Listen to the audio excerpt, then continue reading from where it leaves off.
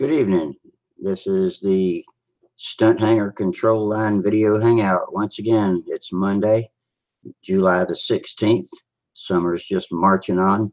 And we've got the Nats and the World Champs going on over in France, the Nats being in Muncie, Indiana. I guess the Nats are over, actually. But we've got a lot of reporting to do, so I'm going to have to depend on some of my visitors tonight on the show to help me out with what all happened. I have not had time to follow it as closely as hopefully some of you might have.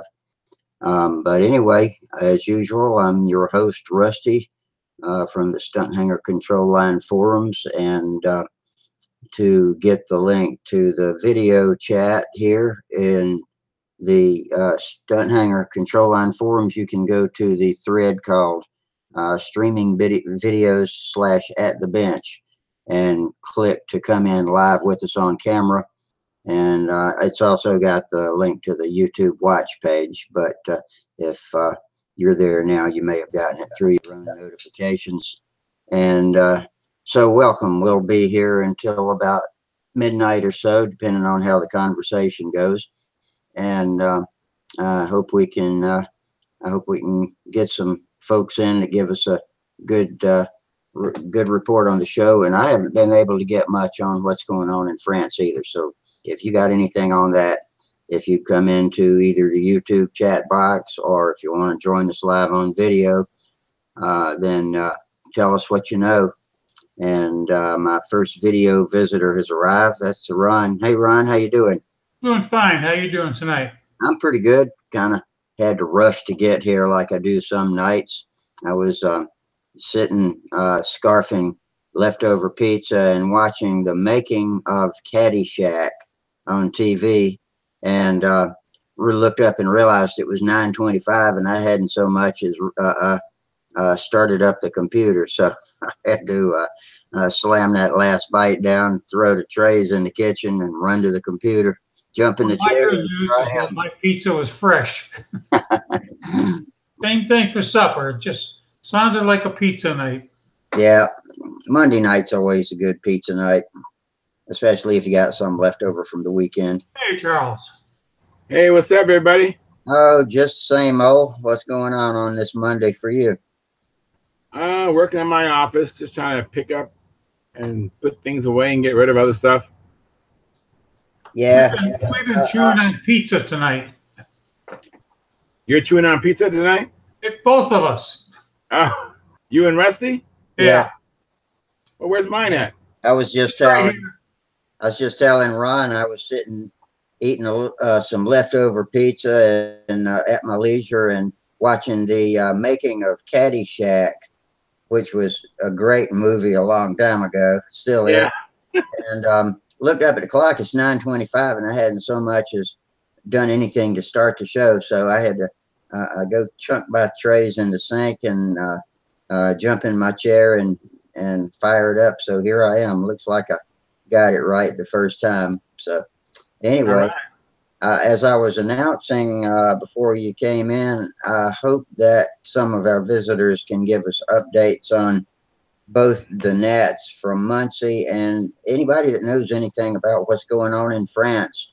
Please do let us know, because I hadn't gotten much on that yet.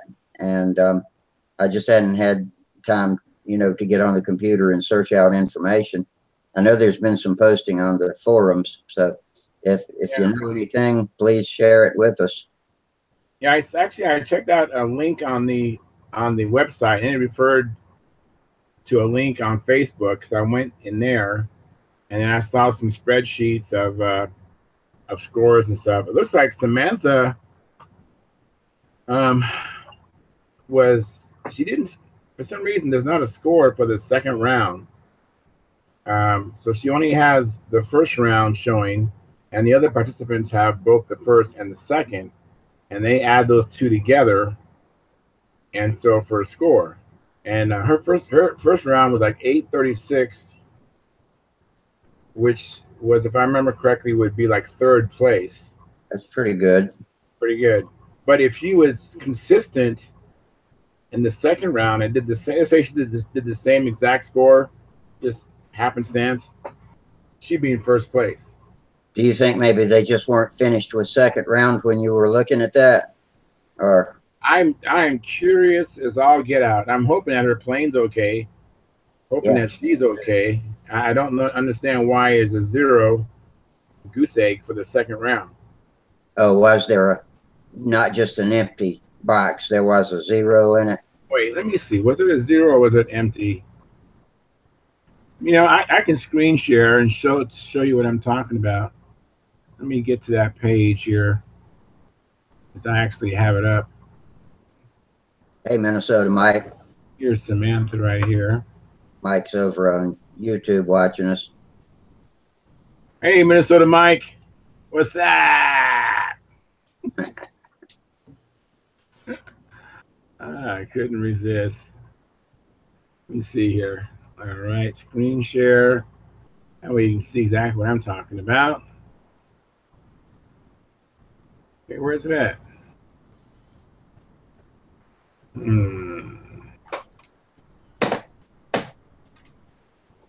Yeah, let me see here.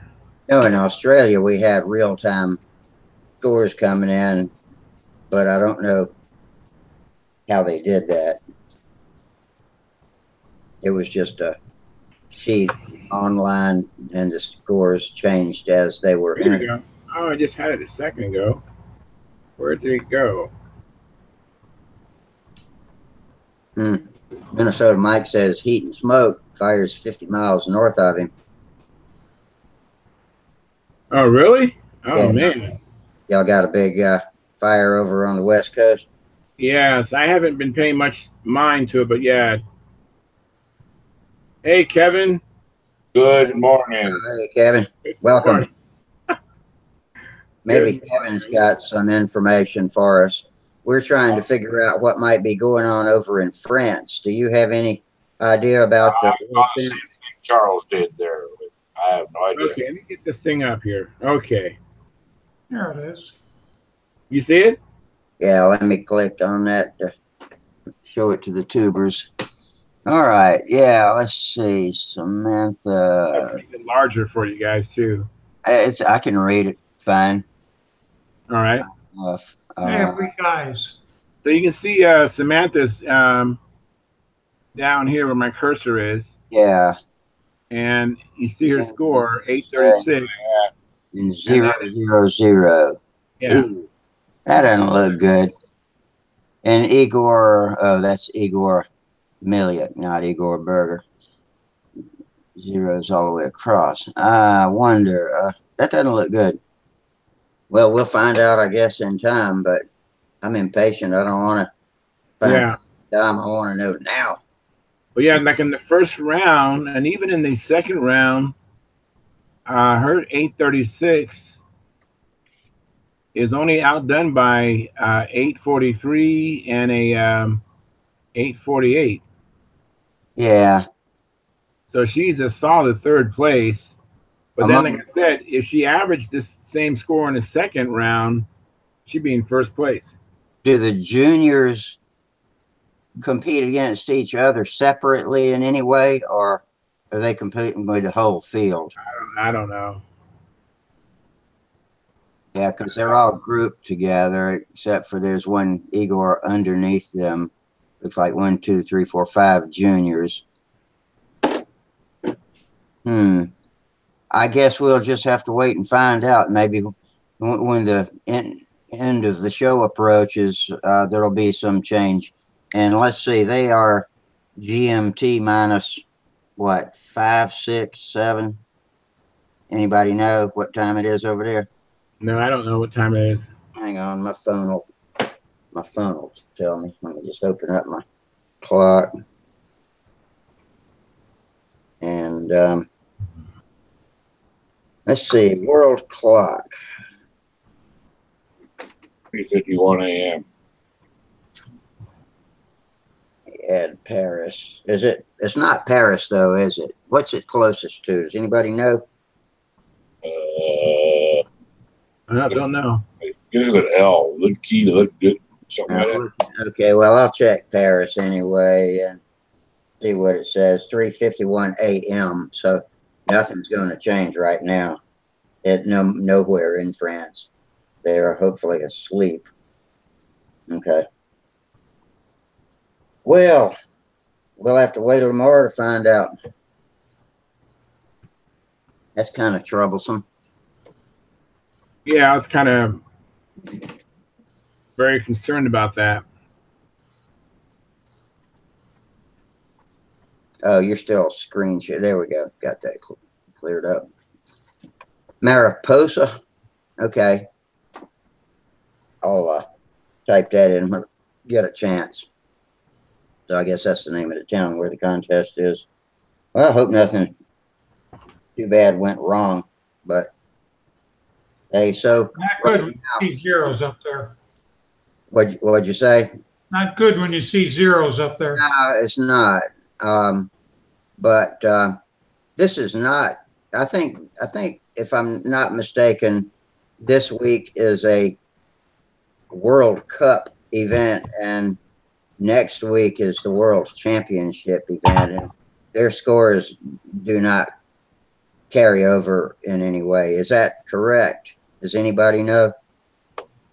That's something like that happened when I was watching Australia 2 years ago. It seemed like they had 2 separate weeks, and the second week was the actual World Championship.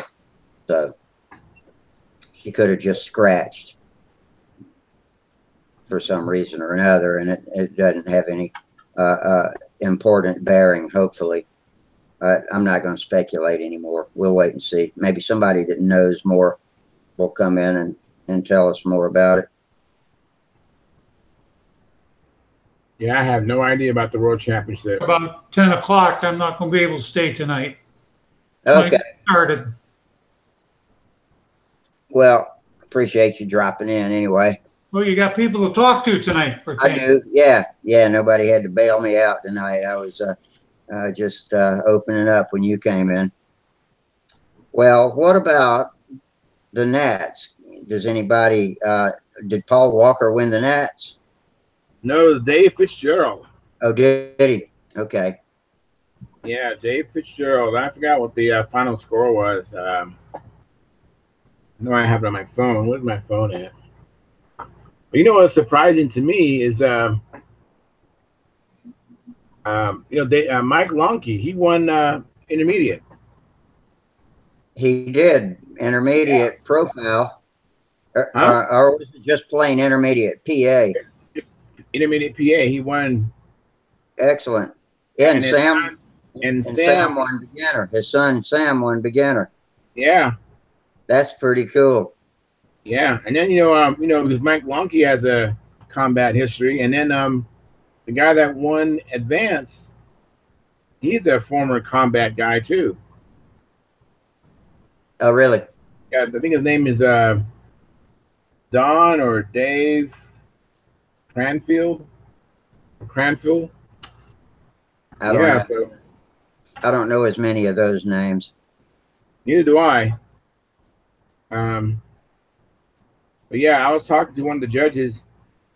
And he told me he saw Mike Lonke's. I think he might even judge Mike Lonke. And he said, watch out for Mike Lonke. He can fly. Yeah, that's good to know. Now, Mike's true love is still combat, but yeah, as good as he is at stunt, I don't see him giving that up anytime soon. As long as he's kicking ass and taking names, he'll be there. Oh yeah, especially winning a national championship. I'd be like, oh yeah. Hey, I'm proud to call my friend a national champion. That's pretty good. I think so too. I'm glad I even know him. I talk to him once in a while. Yeah. on the forum. I mean, on the Hangout. He's always at Huntersville, so I've gotten to know him pretty well, and we talk on the phone fairly occasionally. So, yeah, that's great. I'm proud of him. All right, guys, I'm going to have to pull the plug. I'll watch the rest of it in the morning. Okay. Right. Have a good evening. All right. Take it easy, man. Sleep tight. Oh boy, did I make a big boo boo today or this What did week? you do today? What happened? Yeah. Building an All-American, right, for old-time stunt. Right. Yeah. And I didn't want to ruin the plans, so I drew the rib locations on my glass and then made a leveling frame on there and then built my wing up. Well, you start with building the center, then you put your 2 tip ribs out, and then you feed the other ribs in, right? Yeah. Well, I got the center done, I got the tips done, and I went the next day to put it together. I'm short 2 ribs. Like, what the heck is going on here? Right. Well, wait a minute. Get my tape measure out. Oh, you moron! I measured the inboard wing, which is 3 inches longer than the outboard. Oh, Duplicated it on the other side, and then when I put the marks down, I put extra ones at 3.5 inch rib spacing, and just for reference. And when I put my end ribs on, they were all the way out there, so I had a 60-inch span on this little bitty All-American, which is supposed to be 52 with wingtips, but I ain't got the wingtips on it yet. Wow.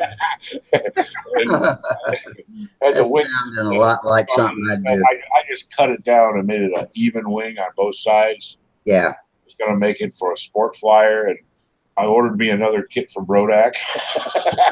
No, that offset. So you're saying this thing had offset spans on each side. One was longer than the other. Is that what's going on? The outboard wing is 3 inches longer than the outboard. Okay. It's a blackball airplane, no wingtip weight. That offset wing is found on a lot of old-time stunters, and I'm not so sure they didn't find that equal lengths was just as effective with tip weight, I guess, later on. So probably okay. You might have a better flying plane as long as you don't try to enter it in a contest. Maybe nobody would notice anyway. Well, yeah, they will. Especially the old farts out here, they'll notice it right off the bat. You know, I'm just miles from the VSC place. Yeah. So, no, West Coasters are a lot less forgiving about that kind of thing than us East Coast. I hate putting an electric motor in it. I'm trying to find me a Fox 35 case and cut it off and just put the top cylinder sticking out. Somebody's signature. Somebody's signature on Stunthangar. That's a great idea, Kevin. I like that. Just put the casing out there. Yeah. They're just wondering why it's so quiet and why there's no oil plume behind it. But a new ultrasonic muffler. Yeah. Somebody's signature on Stunthangar says electric, the future of old-time stunt. That's funny. That's funny. So, Kevin, how are you feeling? Oh, dude, I haven't had any sugar since the Friday, not last Friday, the Friday last, over a week. Right. I've had any sugar. And I stopped drinking those Rockstar Zeros I've been drinking for the last 2 years. Right. The burning in my legs is gone. The swelling in my legs is coming down. And I feel 100% better. I don't know if you can tell that or not. Oh, I can tell. But I feel 100% better. You sound very excited. I not donated blood. I gave up all. I went in for blood tests and all that. And tomorrow I go in for my results. But I guarantee you I'm going to find out that I'm diabetic too. Because all I got to do is eat a little bit of sugar and I'm passed out or I feel like shit or something's wrong. Lord, yeah. So I felt great this whole last week. No sugar at all. That's excellent. That's awesome, man. Yeah, because I remember, I believe you were talking about it recently a little bit and we're pretty frustrated over it. So, yeah. I thought he was going to give me his airplanes and stuff. Yeah, I was about ready to give up. Like, I can't walk. Why the heck did I have this stuff? So now that maybe if you keep on this route, maybe you can go back to Glow, huh? No. No? I'm probably going to bring my motors to Whittier for the fly-in swap meet. Try to sell a few of my motors. Now, I'm not going to IC. I won't. Speaking of selling your stuff off, Minnesota Mike says he think he's sold his drag car. Does some guy really wants it bad? Good. What kind is it? It's a badass Dodge Dart with a blown 440, I think. I can't remember the size. I'm guessing. Tell me if that's right, Mike. But What year Dart? it's an old 40. I mean, an old 60s model Dodge Dart. Old 63s with the round eyes and the. Yeah, I Yeah. think. I don't know if it's that old in the 60s. I'm thinking closer to 65 or 67. I don't know the generations of the Dart, though. It's not the square box. Okay, yeah. And was the Dart early on and the Valiant the same Pretty body? cool. It's a 64 altered Dart. That's what he I says. had a 64 Dart when I was in school. I know. And I got it right. It's got a blown 440 in it. Sweet. Those are good looking cars. Yeah. I had a 64 with a 225 slant 6.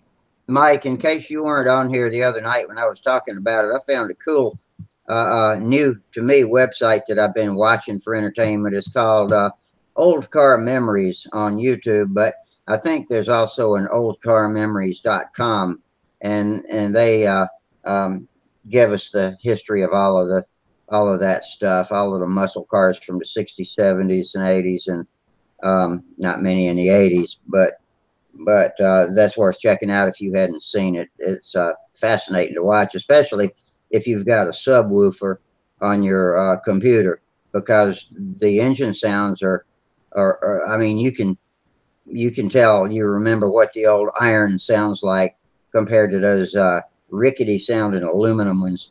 Even an aluminum engine with 800 horsepower now doesn't sound as good as an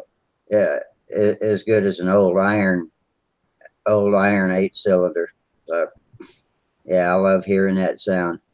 What was that again? Old car memories? Old Car Memories, one word. Yeah. Watch on YouTube, muscle car. Oh, I'll have to look it up. Muscle car something. But he does all those old muscle cars too and goes through them with the history. Yeah, there's a bunch of different sites. I like this one, the way they do it. When I wear it out, I'll start looking around for another one, but I'm gradually watching their memories.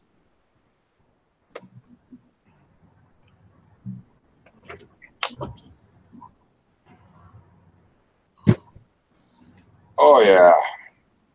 So who's been flying lately? I guess Charles, you probably didn't. You don't fly on the weekend so much, do you? No, I fly during the week, but I didn't even. I think I spoke about it last Friday. I didn't fly today. I'm just flying one day a week and trying to get other things done. But ordinarily, I would fly maybe Monday, Wednesday, and Friday. But now I'm just flying just on Fridays. I need to get out. Yeah, come join us Friday. Yeah, the more you can get out, the faster you'll get better too. Work. We got a bunch of idiots at work that aren't showing up, and it's like we're busy as heck right now, and I just can't take time off, you know. What kind of work do you do? I was just kidding. So, huh? What kind of work do you do? I work on construction equipment or construction rental equipment. Yeah. I lift reaches, backhoes, excavators, that kind of stuff. So on the rental equipment, you just work on the lot, or you got to go out in the mud and stuff? I used to be a field mechanic until I went to a doctor and they found out I had sleep apnea. And I didn't realize the doctors contact your job and let you know you have sleep apnea. Oh, isn't that sweet? And since I had sleep apnea, they took me out of the service truck. Yeah. They worried about me falling asleep when I was driving, which I was actually. I guess there's a reason they do that. Yeah. So, you know, they treat that just as bad as a DUI. You know, so none of my employers ever commented to me. I have sleep apnea also. I use a CPAP machine. Mike says he's going to see if he can sell his bike now. Yeah. So is he getting out of that and is going to do control line from now on, Mike? I guess so. He says it's time to get out of drag racing. So what you going to do, Mike? Control line? I need to put a picture up here. Oh, up there on your, are you on a PC computer? Yes, sir. Okay, well, mouse over to the left and a bar will pop out with a green box with a white arrow in it. That's how you screen share. And then if you've got the picture open in some picture program, then choose the tab in the screen share interface that says share from application or something like that. You'll see a preview of your picture. Just click that. You get to hang out after that. Minnesota Mike says he can't put a sleep apnea machine on. I understand that. I think I would guess that Steve Hines couldn't either. He can't handle anything like that on his face. You'd have to cut your beard off, wouldn't you? Yeah. No, I don't even use that CPAP anymore. Every time I'd use it, I'd get pneumonia. Oh, jeez. And I said, forget it. I don't even bother. I just wake up choking and I don't care. It must not be correctly sterilized or something. I don't know. But it's because, well, when I lay down, my sinuses drain. yeah. So I'm trying to push my sinuses back down my throat. And then the liquid, I'm a smoker also. Yeah. And it just, it was so much more trouble than it was. Okay. That all sounds so miserable. Breathing problems they make me claustrophobic. If I can't breathe, I'll freak out. Yeah. I got I mean, I can't imagine not having a sleep apnea machine as far as a night's sleep, because it makes such a world of difference. I mean, you know, I used to snore. I probably still do snore, but when I use the CPAP machine, you don't hear a peep out of me. It's all quiet, you know. And so that's kind of a nice benefit. But I do feel, you know, you guys see me. I know a guy from Canada, Hogs and Plains. What's his name? Daryl. Daryl used to crack up all the time. I was always yawning. So it's not like it's a complete, not like it's a complete solution, but because Daryl used to catch me yawning on the show all the time. But I do feel better. And I've been using the CPAP machine for, I don't know, probably 14 years now. Minnesota Mike says he's going to be taking his grandson hunting wild pigs for entertainment now. Oh, wow. There you go. Getting ready for Here's a screen share. Let me click on it so the other viewers can see it big. There you go. Oh, you got your shell now, huh? Great. Yeah. Nice. That's awesome. An aircraft carrier. Getting ready. A decket system that goes in there, the slide out drawers, a new set of springs and shocks for it. Getting ready for airplane season. Very good, man. Maybe we can go to a contest or two. I'm planning on going to Golden States this year. What you got under the hood in that thing? A V6? 5.7. All right. It gets up and goes. What it is I changed the gear ratio to an RT. Got a lower gear ratio and a posi in it. It's the same one they used in the RT. And I lowered it and I put the front and rear sway bars from an RT on it also. So my license plates are XRT. It's actually that ought to hang pretty tight in the curves. And used to until I put this 250-pound of crap on the top of it. That threw the balance all off, didn't it? Oh yeah. So what's the 5.7? About 350 cubic inches, 327. Less than that. It's like 342 maybe. Yeah, somewhere down around in there. That's plenty. Anyway, there we go. How do you get rid of that screen share? Oh, you see, you got a button down near the bottom that says "Stop sharing." Ah, there we go. Yeah, stop sharing your porn. Yeah, there you go. And let me unclick Kevin. All right, all done. Excellent. Oh, Sparky just dropped in on us. Good evening, Sparky. Sparky. Hey, Sparky. Uh-oh, my camera's locked up. Yeah, I saw some nice pictures of you, Sparky, on the Model Aviation Flickr website. Really? Yeah, there's some pictures of you flying your Junar and pictures of you. You're wearing all black. I'm locked up, it looks like. Let me log out and log back in. All All right. right. Yeah, let me see here if I can.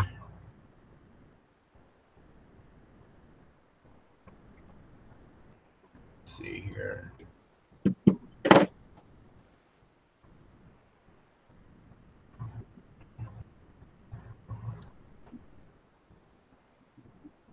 All right, here he comes again.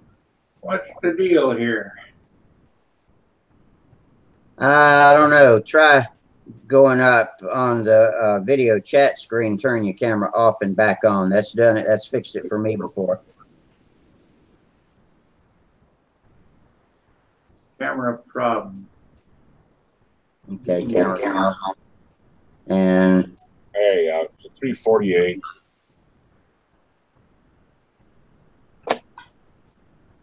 I guess that didn't fix it. No, it's still locked up. Let me, I think it's the cable. Let me, well, there we go. It's moving now. Okay. Yeah, got you. All right. Well, I didn't have enough time to go and look at all the score sheets from the Nats. Can you recap what you can remember from the winners out there? I know about Mike Leinke and Sam. They were on a AMA video. Yeah, I can't remember. Dave Fitzgerald win the Yeah, Dave Fitzgerald was first. Derek Barry was second. Paul Walker was third. Fourth was Howard Rush. Fifth was Chris Cox. was Orestes Hernandez out there? No, he's in France. Oh, okay. Yeah, and we were trying to get some information on France today, and Charles showed us a score sheet that he had found where Samantha scored 800 and something in the first round and had zeros for the second round. So we don't know what's going on with her. But do you know anything about the format out there? They do a 2-week routine where this week is a World Cup and next week's the World Championship. Is that right? You know? I'm not exactly sure. Seems like that's how it was in Australia, but that's my only experience with watching it so far. So I'll just have to I'll find a good website to follow it with. So I far, just uploaded another video of the Nats. Really? Of what? Airplanes. It starts out for the first 30 seconds of me taking off, and then all the appearance judging. Nats, like pictures. like a slideshow sort of video. Yeah. I'll have to look. I checked before I went on the show, before I ate supper, and didn't see anything new. So I'll check back for that. What did you get on your Junar there, Sparky, for appearance points? 17. No way. That's still good. No, you blocked it, not. It's 2 years old. It's kind of beat up. Don Cox was a 20, and wouldn't he? Didn't he get a 20 in it? Chris Cox. Chris Cox. Okay. Yeah. Who's Don Cox? Is there a guy named Don Cox too? Do you know? Not that I. Maybe I'm just mixed up. Yeah, I guess that's who I'm thinking of. What was that thing? A Sea Fury or Bearcat or what was that? Sea Fury, I think. It was a nice airplane. I mean, I didn't look it over too close, but it was 19 or 20. It was probably the best airplane there. That and Paul Walker's Thunderbolt. Yeah, that's the one, I guess. Yeah, that's the one that they interviewed him with, and he was kneeling down there with it, talking about it. Yeah, you got to get an interview with Paul Walker. Nobody knows who he is. Mm-hmm. That's funny. Yeah, a lot of people might not if they're new to control line. So But I don't know. It was a pretty good little, just a short interview though. Yeah, I was there. I saw him doing it.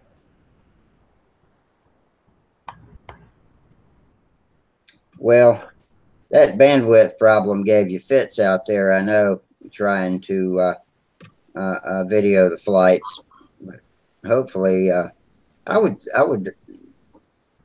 It'd be nice if they built a cell tower out there, but I guess they're not going to do that. Or find some way. There's a cell tower out there, and I could see the cell tower. That's not the problem. It's yeah, I have internet in my pocket, but it's only 4G. It needs to be 5G, and I can't see spending the money for it. Yeah, it's 5G. I didn't realize 5G was fully released now. I was thinking that was still coming out later this year. It's up and going. I don't even know if my phone's capable of 5G. I need to look it up and see. It's an LG G6 telephone. It ought to be. That's LG's flagship phone, or it was last year anyway. I'm looking to sell all my camera gear and buy a different camera. I'm going to buy a Sony AX15 Pro camera, but I can't see spending that kind of money, so I'm going to sell all my Nikon and my Osmo and my all my little shit. I got some motors and stuff. I'm going to sell my stuff to get another camera. Well, all of the accessories, like the device you've got to keep the camera balanced and pointed straight, does that have standard fittings no matter what brand of camera you're using? So you can screw it all together? No, it's what I'm buying is going to be totally different. Professional shoulder mount rig. Shoots 4K. Yeah. 3 times zoom.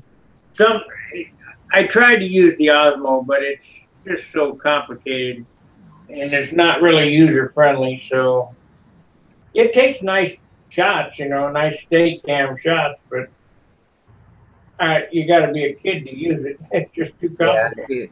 Yeah, if you got a screw with it, it doesn't matter how good it is, So, yeah.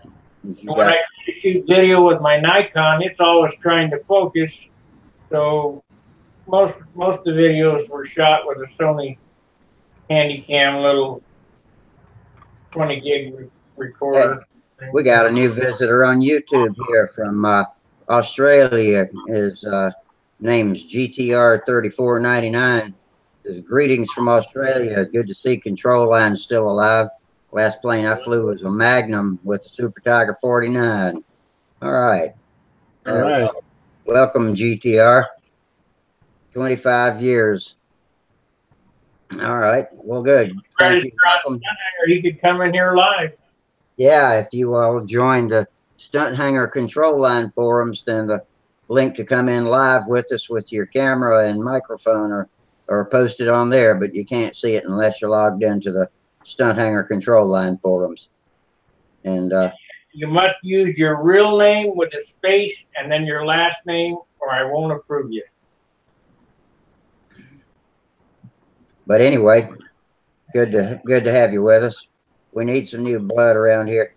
During the summertime, our crowd kind of thins out anyway because everybody's off doing activities that we talk about on here. So they're actually doing it instead of talking about it. So that's a good thing, I guess. But it makes it a little slow for us some nights. But thanks to people like Charles and Kevin and Ryan, we got some conversationalists in here. Mm-hmm.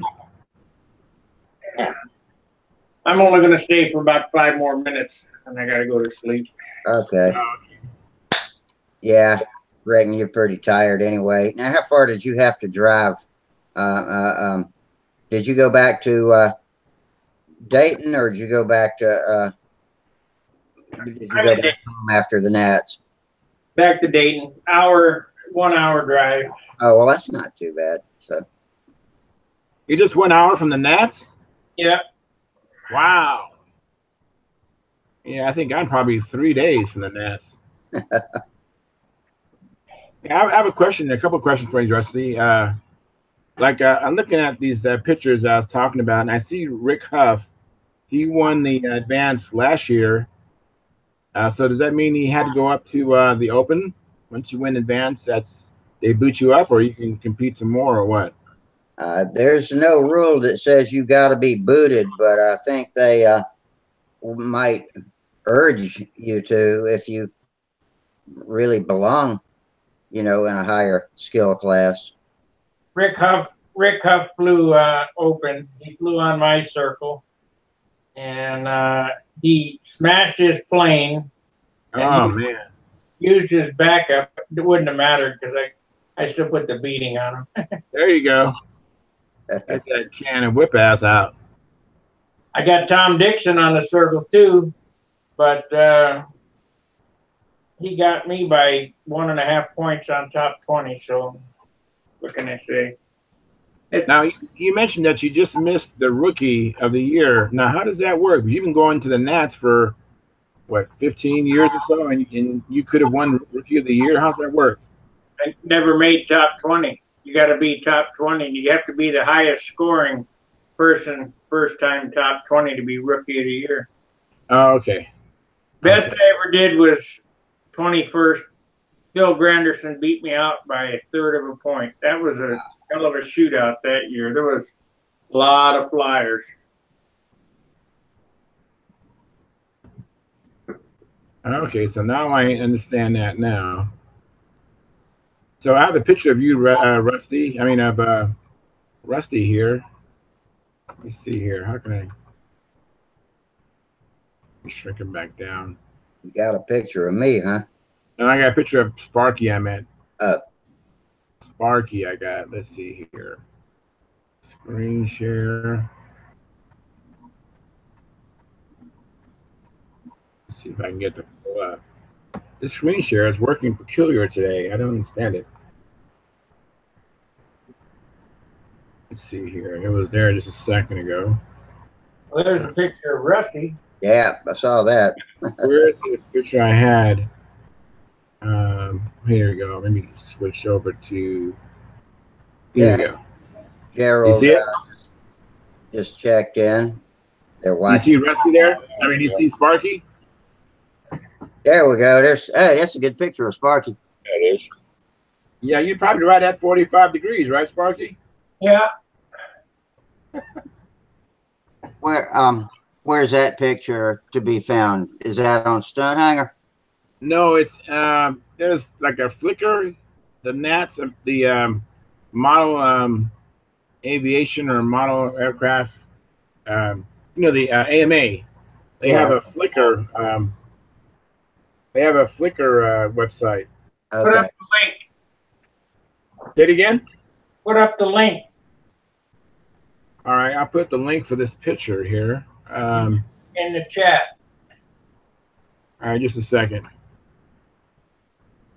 Yeah, I like to get a good picture of all my friends, and I got a slideshow on my desktop that changes every hour or so with a new picture. Before I do that, here's another picture of Sparky. Maybe he's doing the overhead 8 here. This is the intersection. Could be any of those overheads. But yeah, I remember watching your inverted flights. I don't know if you saw my comment or not, but you were straight over the tops of the corn all the way around, and I said you gave all those people over on the side a flat top haircut because they were about the same height. And here's another picture of Sparky. Can you guys see these? Yeah, they're kind of small, but yeah, we can see them. And then here's another one of the shows of Junar. That's a good freeze frame. And another one. And that's a nice picture of the Junar. Ah, look at that. Yeah, see, he's right over the corn tops. Yeah. I tell you what, it makes you wonder if they were watching the same flight, because that's what screwed me out of, being higher up in the scores. Well, I watched laps 3 and 4, and to me they looked like they were straight across the top. But I'm not going to get into criticizing the judges because I don't want to piss any of them off. Oh, I didn't care. One judge gave me 40, the other gave me 31, and I know why too. Bias to the bone. Maybe because you bitched about them at Brodak too. That doesn't do you any good. You got a good smoke trail there. Yeah, and another angle of it. Nice level wings. Look at that. Hey, Jack Snavely. He's in Kansas. How you doing tonight? Yeah, there's another shot of it. Another There shot must of it. not have been much wind because that smoke doesn't look like it's moving away. It was stunt heaven. Look at that. That looks good. That's a clear shot there. Who took those pictures? I don't know. Who's that now to the right? Is that That's Dale Barry. That's Derek's dad. Joan Cox. And then the other person, I don't know who that is. That looks like Derek. Maybe. I guess that's all of you, Sparky. That's good. Thanks. Yeah.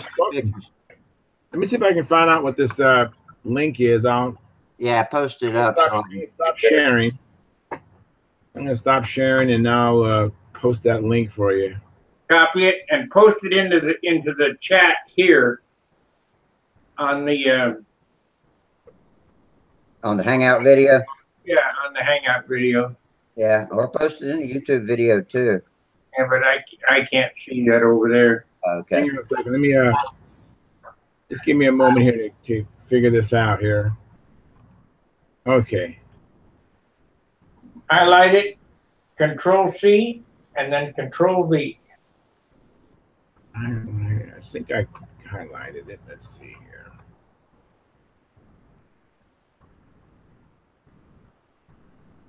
Let's see here. Maybe Sparky's girlfriend from the AMA took those pictures. Yeah. All righty. So it's right there. You see it? Yeah. Oh, yeah. Let me pop up the chat box. And, oops, wrong button. I don't think you got it all, though, because it's not highlighting. Let me confirm it with what it should be. Yeah, you got a space in between FL and Icker.com. Well, it's www.flickr.com/ then model aircraft.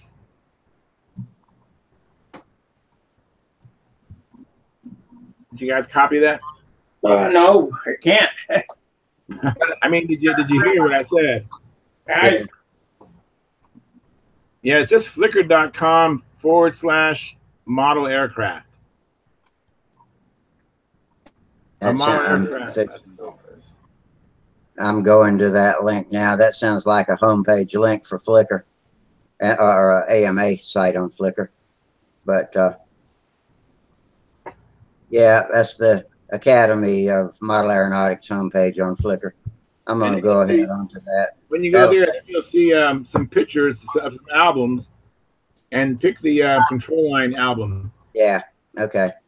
Control Line Precision Aerobatics album, and then you'll get a bunch of pictures. While we was talking earlier, that's what I was doing, was going through these pictures. I knew Sparky was in there, but that's why I was kind of quiet. I kept clicking and clicking and clicking to find the one where Sparky's at. Yeah. Flickr's opening slowly. Slowly. Come on, Flickr. I'm going to give up on you if you don't hurry up. Flick away. Okay. Yeah, I got a big page of pictures now. That's all RC stuff so far, but I'll pick through. At least if I know it's on Flickr, I can find it. Gotta go to albums. Yeah. Yeah. I'm on the way. Yeah. Academy. Yeah, here we go. Nats 2018 aerobatics RC. Even got even has some of CL the Stunt. There it is. CL Stunt. The first picture is RC aerobatics, but down a couple of rows is CL aerobatics. Yeah, that's why you couldn't get the link straight to the picture, because it's just the way the page is built. What do I do with my Mike and Ike's? Here we go. Oh, I see the pictures. Nah, that's not Sparky. It's some other guy, but Right same on. circle. Same circle. I'll pick through them later and get what I want out of it. Anyway, thanks for the link. You're welcome. I'm Send you a bill. I'll close it now because I don't want too many tabs open. They just suck up my resources. Bruce Jennings lost that Junar too. Who did? Bruce Jennings. Oh, no, really? Yeah. Bruce builds some of the prettiest planes I've ever seen. It ended up toothpicks. Oh, man. Well, that's too bad. Yeah, Kevin's got the whole link posted. Thank you, Kevin. Yeah. Navely says he's been building on his stork. Way too humid to put dope or paint on it, though. Playing with the small stuff, 049s for a couple of months. Yeah, glad Jax found us and started as a regular visitor now on the YouTube side. Need to get you a camera and some bandwidth if you or whatever you need to come in here live with us, Jack.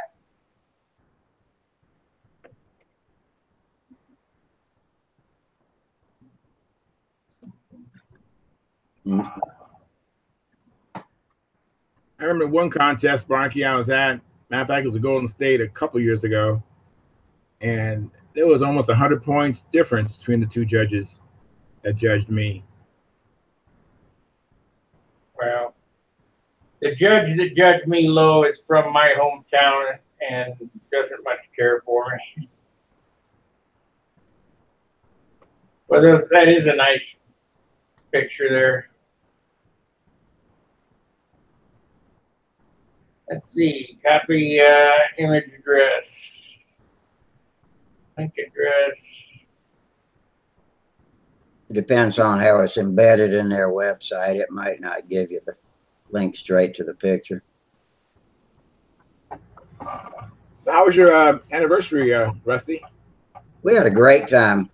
We didn't do anything ultra special, but we just did some stuff we wanted to do. Hung out, drove down to the farmers market. And we got a nice farmers market, South Carolina State Farmers Market, and I got a whole cargo load in the back of the aircraft carrier of peaches and squash and all kinds of stuff, peanuts to boil, and brought them back, and we went to the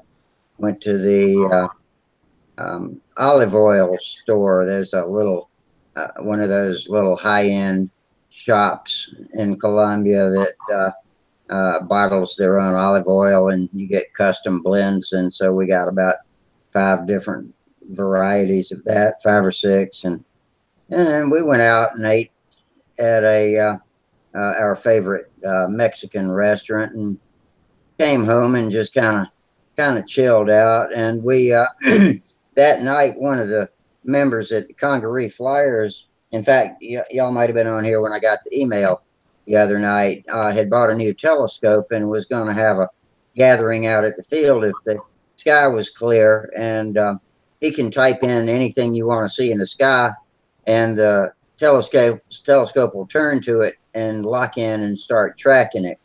And so we were going to go do that, but it got cloudy, and I looked at the Doppler map of the clouds, and they looked heavier over the field. which is about 20 miles away, than they even were at my house. And I looked out at our house, and I don't think you could have done much with a telescope out here either. So Too bad. opted out of that, and took a late afternoon nap, and just kind of chilled out. And then yesterday afternoon, my son and his family came over, kind of unexpected, but it turned into a regular party. They cooked on the grill and had steak and shrimp and vegetables on skewers, and so it turned out to be a pretty good, relaxing weekend. It was well worth it. Okay, I'll see you later. Okay, Sparky. Thanks for All right, dropping Sparky. in. Good to see you, man. I'm weird nodding now. Good night. Good night, man. All right, all. Are you leaving too, Kevin? Yeah, I'm over here falling asleep. All All right. right. Yep. Night. Yeah, Yeah, just some good rest, Kevin. We'll see you later. Later. Just me and Chaz now. yeah, well, and it's how it be sometimes, you know. Yeah. Now we got to think something to talk about to entertain everybody over there on YouTube. We got a pretty good crowd over there. Got Gerald's over there. Okay. Hey, Gerald, what's up? Got Gerald, got Jack Snavely, got Minnesota Mike. Let's see. Kevin was. I guess he's not now. And well, actually, that's about it right now. It says we got 10 viewers. So we've got friends in the shadows watching us. Yeah, my friends in the shadows, hello. Give you a nice little shout out. Yeah, thank you guys for coming and visiting. If you've got any a joke to tell us or anything to say, feel free to post it up on the tube, and we'll throw it up into the live stream. You know, I was reading today a nice thread on the hourglass, and you know, it was Brett Buck was commenting on all the incessant problems he sees as a judge, and let me see here. Are most of them on the last leg, the down leg? Well, he actually said that you know, they start off bad and just get worse, and then it just gets to the point where, you know, there's just no salvage in that maneuver. My coach tells me my hourglasses are consistently the best stunt that I fly. That's amazing, because that's I don't know what my scores are, but they're not as high as others, that's for sure. But he was saying that most people you know, aren't vertical enough when they start the maneuver, the first corner. I fly almost straight up, it seems like. And watching it on video, it's not quite straight. It's not straight up, but it is a pretty shallow angle.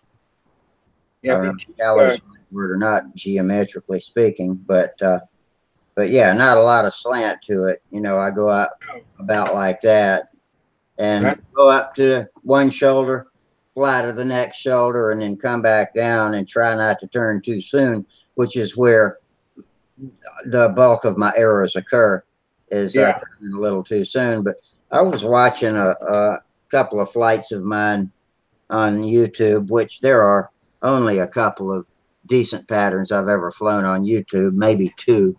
And they looked actually like pretty good pullouts. There's tonight in a contest, I will hang in a little bit longer and try to get that corner, you know, that last corner to be a little bit better than I do in practice. I know I sometimes I don't. Sometimes what happens is when I'm coming down, I don't have the right angle, and so it, you know, something I got to work on. One thing Keith was saying is that the uprights are only 60 degrees, so they're very vertical. It's not. It's more vertical than most people give it credit for. Well, yeah, 60 degrees is right, because it's two equilateral triangles, point to point, and 60, 60, 60 is 180 degrees. So yeah, that's right then. Yeah, so most people are too flat, and then he was saying that at the very top, the second corner, um, what are they doing? Making it too round, I guess. Yeah, too round, Too soon. um, and maybe even coming over too far. And then when they so their third corner after they come out third corner, they're the wrong angle, and a Yeah. lot of people are even inverted. Yeah, if you fly too And far then, across, then that second top turn is throwing your shape all off. yeah, so then they come down inverted, and then they have to do almost an impossible, pull out at the very bottom. And Yeah, a lot of them get nervous about that last down leg and almost fly over on their back and then turn, not realizing that that's actually harder to do safely than it is to turn out of a 60-degree angle. right. Not sure who it was, but someone said or commented on this thread that what he does is on the third corner he walks that corner, he walks into it to slow the plane down, which actually helps him do the last corner because he's taking off some of the speed. Yeah. And I thought that was interesting. I hadn't even tried anything like that. Yeah, that's interesting because I generally never step toward the plane. Yeah. So you step into it on that third corner to slow it down. No, I think either Brett. It might have been Brett. He says that that corner you actually have to hit that corner pretty hard. The second corner not so hard because that plane's been climbing and climbing and losing speed. Yeah, it's been bleeding off energy all the way up.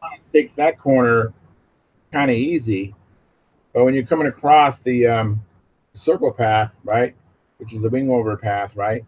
Yeah. You can hit that corner kind of hard. That's also slows the plane down, which helps you on your pullout. So I thought that was, I find any thread that involves doing maneuvers, I mean, I can't read it. I mean, I'll print them out and I'll put it in my file cabinet, and I take all articles about flying the maneuvers very almost covetousness, I mean, I always click on an article about the maneuvers too. I just like reading about everybody's ideas about it. And I like talking about it too. But there are several maneuvers that give me a lot of trouble, but the hourglass isn't one of them. The overhead eights is probably my consistent worst as far as the intersections and knowing where the 45 is when I'm up there and coming back around. I'm always having to correct to get back onto my intersection straight over my head. Me too. I'm doing that all the time. I'm trying to figure out why don't I have a friend who's on the outside of the circle. He was telling me when I came down, he goes, Charles, just trust the plane. It'll come around. You don't need to cut it off and go straight over your head, And that's what I'm doing. I'm definitely, I have a straight line right over my head. And as opposed to making two circles kiss each other at the intersection, Yeah, if you're flying the same plane with the same handle and same settings, then you should find a sweet spot that, after you cross your intersection up top, you should be able to pull a certain amount of deflection into it and just let the plane fly back around. And right, but I'm making like 2 figure D's. I tend not to go far enough behind my head too. I don't, I fly more out front than I do way back. And yeah, I'm working on that too. I'm getting back there. I'm more convinced that stunt takes time. They do these great stunt patterns. It takes time. I don't know. Maybe I'm mistaken, but it seems like you get a little bit better, a little bit better, a little bit better, a little at a time. You know, you want to make big strides and change. I get good at one thing and then bad at another that was good before, like vertical eights. When I first started doing vertical eights, I was actually really good at them, and then I hardly ever do one without botching it now. And it's usually the top loop that I botch, and I come around and have to fly out and around to overcorrect because I'm not high enough or something like that. And so I make a big ugly top loop. I got a video of me flying in the contest at Triple Tree in spring of 2017, and my lead outs got stuck together. They were these solid lead outs with diamond shaped tips on them on that tutor, and they got hooked together, and I just flew way out. You know, I did a perfect bottom loop, and I'm thinking, okay, this is going to be great. And then I kept going up and out and up and out, and I had to yank the handle, and finally it came back around, but it totally blew the shape of that stunt. Yeah, it did. Yeah, it did. Yeah, I can't wait to get out there again because, like I said last Friday, you know, I ended up taking out 2 head shims, and I'm looking forward to see what kind of injury I get once I seal that up. So I can't wait to get out there. But I know for the last year or so of fighting this Strega, having to manage the power because it would go soft on the outside above 45 degrees. I've created some bad habits because I'm so used to managing the plane, you know? Yeah. Oh, Otto says Dad will be with us in a minute. I didn't see him post that about. Oh, very cool, Otto. Otto. Yeah, so yeah, anything now you have a coach though, right, Rusty? Do you have a coach? Wayne, but he's only about a half a skill level higher than I am.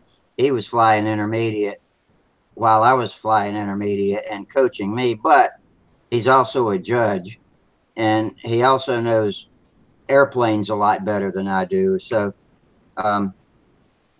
you know, and being a skilled judge, I feel like he knows what the loops and all should look like. But yeah, and he's also a master trimmer too, so a meticulous trimmer anyway.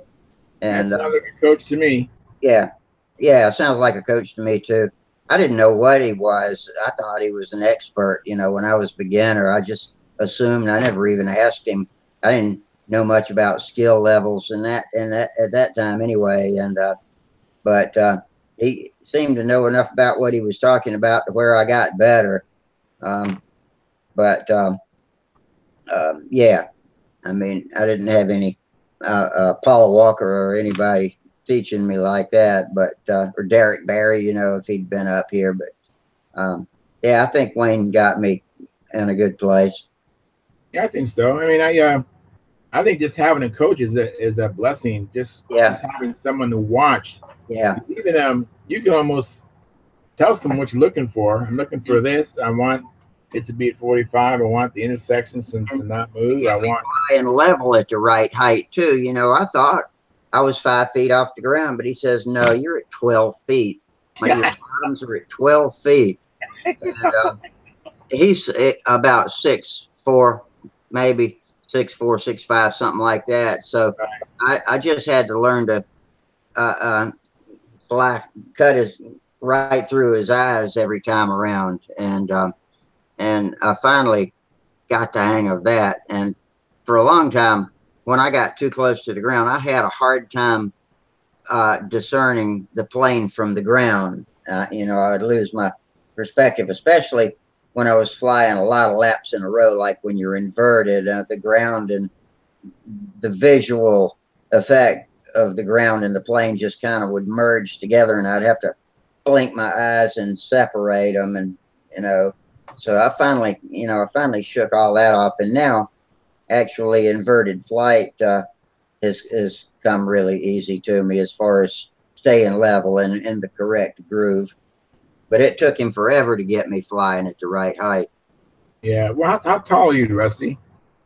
Well, when I first started flying, I was 5'10", but now I'm about 5'6.5" or 5'7" maybe.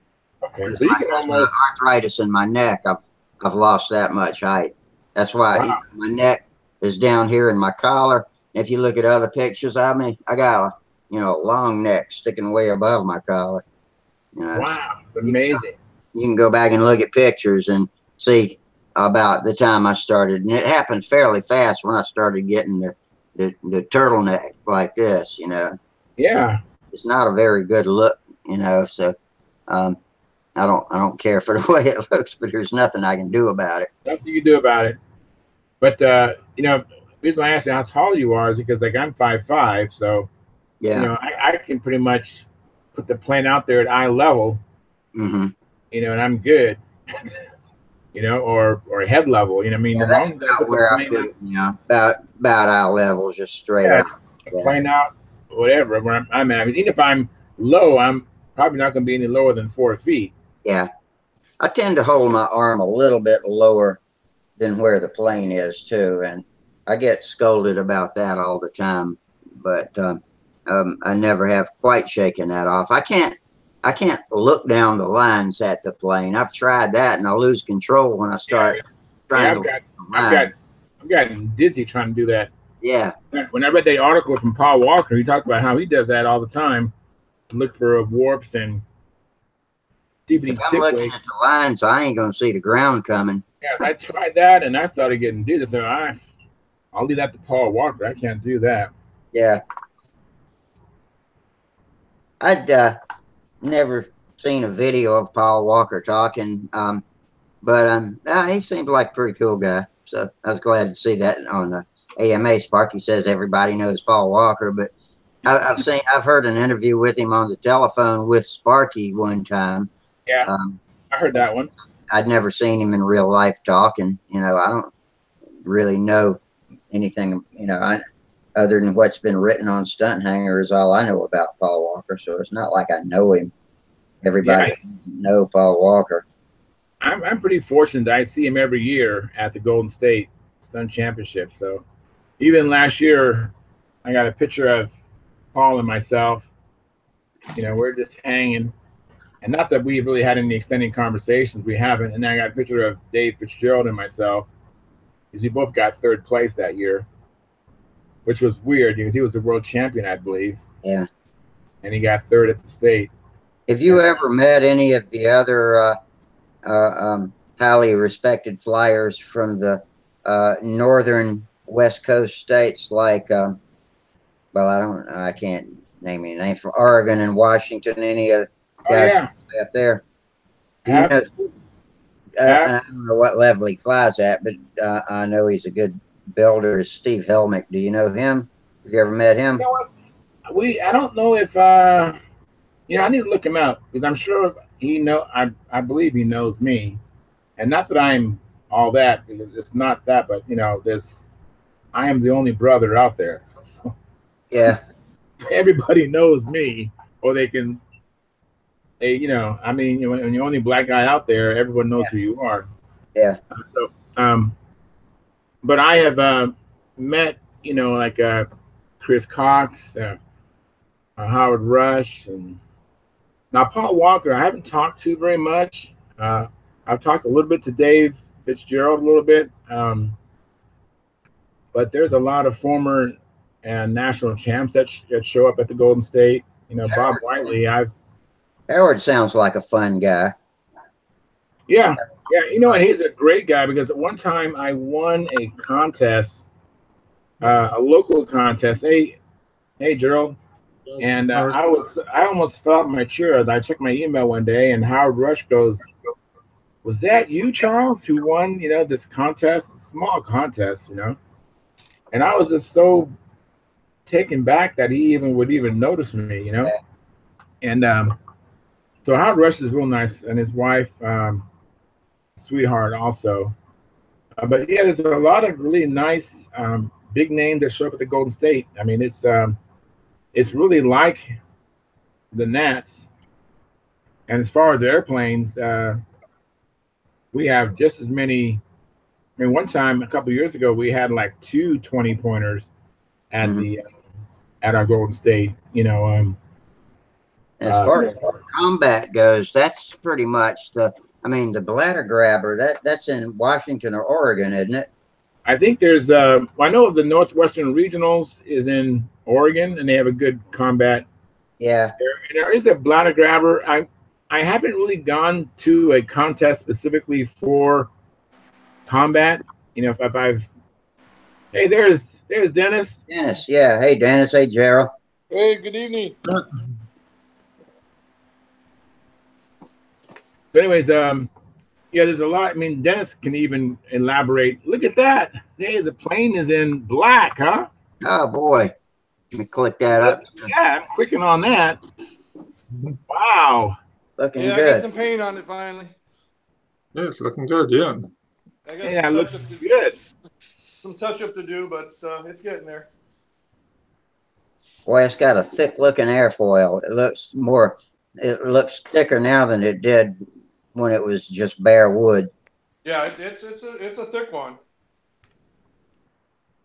Yep. Yeah, it looks great, Dennis. You're doing a great job, man. Yeah, the canopy came out pretty good. I'm surprised. This is my first canopy I ever did with the cockpit, so I'm pleased with it. Did you follow the windy method? Well, I guess a lot of people do it that way, but carve a groove and embed it down into the fuselage. Yeah. All right. Let's see if I can get the camera over there and get a little bit closer up. I can't see. Let's see. Let me reverse this Blue. image. It sort of looked back before now. No, it's blue.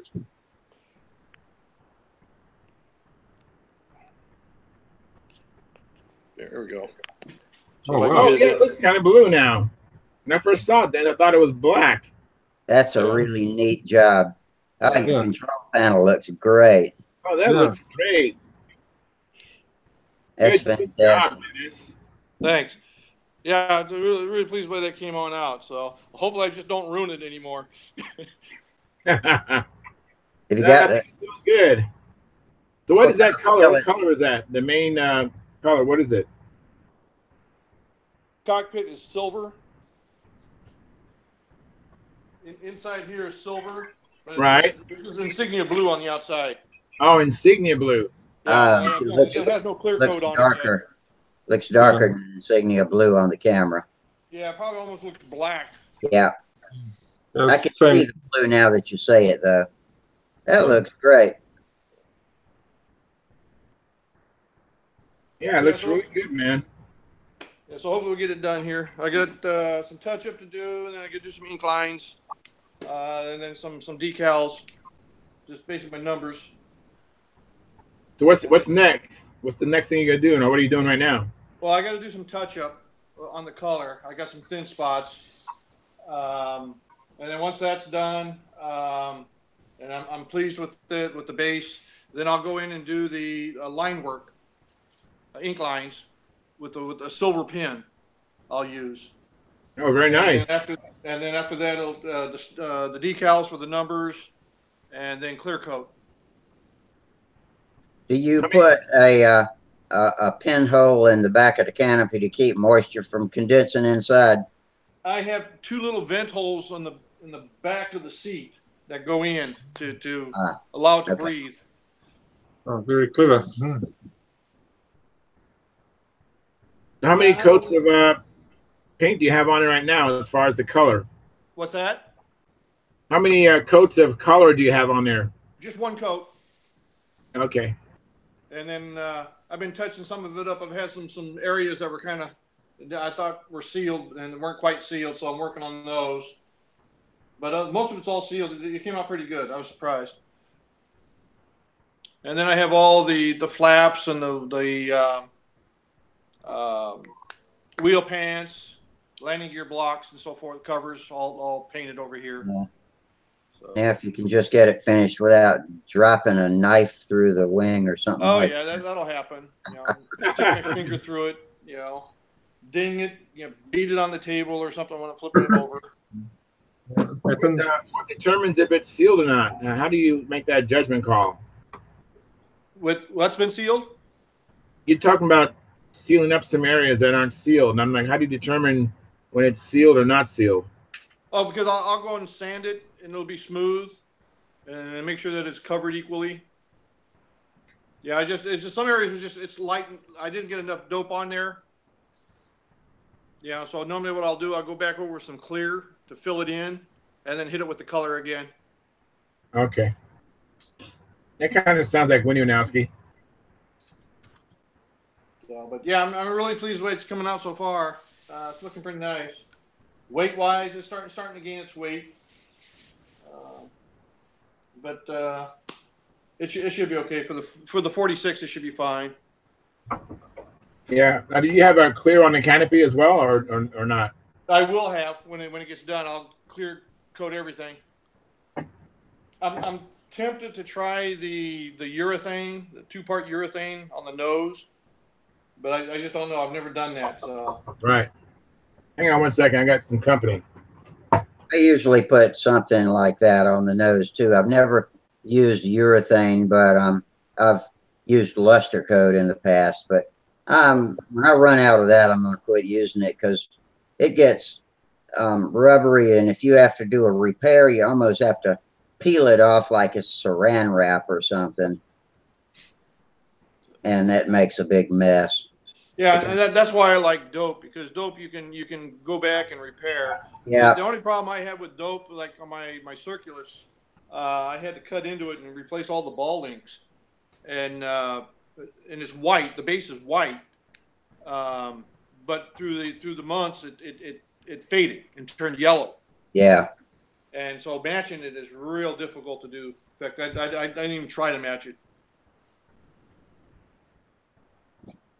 It's hard when the model's used too. The oil seems to change the color of the paint, and gradually you end up with more and more mismatches if you have to repair them. That's what I found when I've got a light grey finish or something where it's a light color. Oil seems to change the color of the paint. Right. And every time you go to touch it up, it's different. Well, what I found on mine was it's actually the clear coat that yellowed. The color, the white underneath. If I sanded off the clear coat, it wasn't bad. It still almost held its original color, but the clear coat had yellowed on it. I guess from being in the sun or whatever. I don't know. You know, I wonder about clear coat. Brodak sells 2 types, but they both cost the same thing. But one says crystal clear, and the other just says clear on the can. And I wonder if one has UV protection and one doesn't. And following that thought, I wonder if the one with UV protection is the one that gradually yellows, and the one that doesn't have UV protection might stay clear all the time.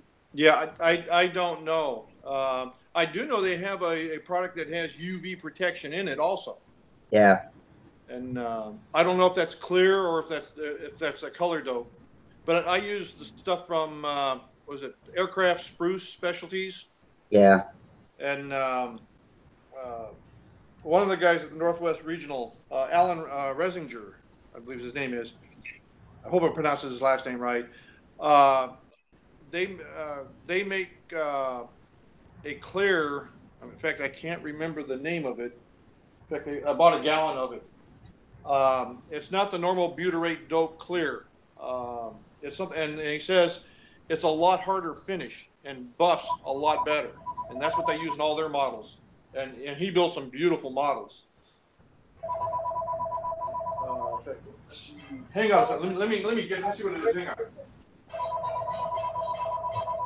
I can mute my. Is that Dennis's phone? Oh, that's Charles' phone. Okay. So how you been doing since we last saw you, Gerald? Busy. The boys are on school holidays. Last week I had the luxury of having my wife at home, and she was looking after the boys while I could come on to Stunthangar.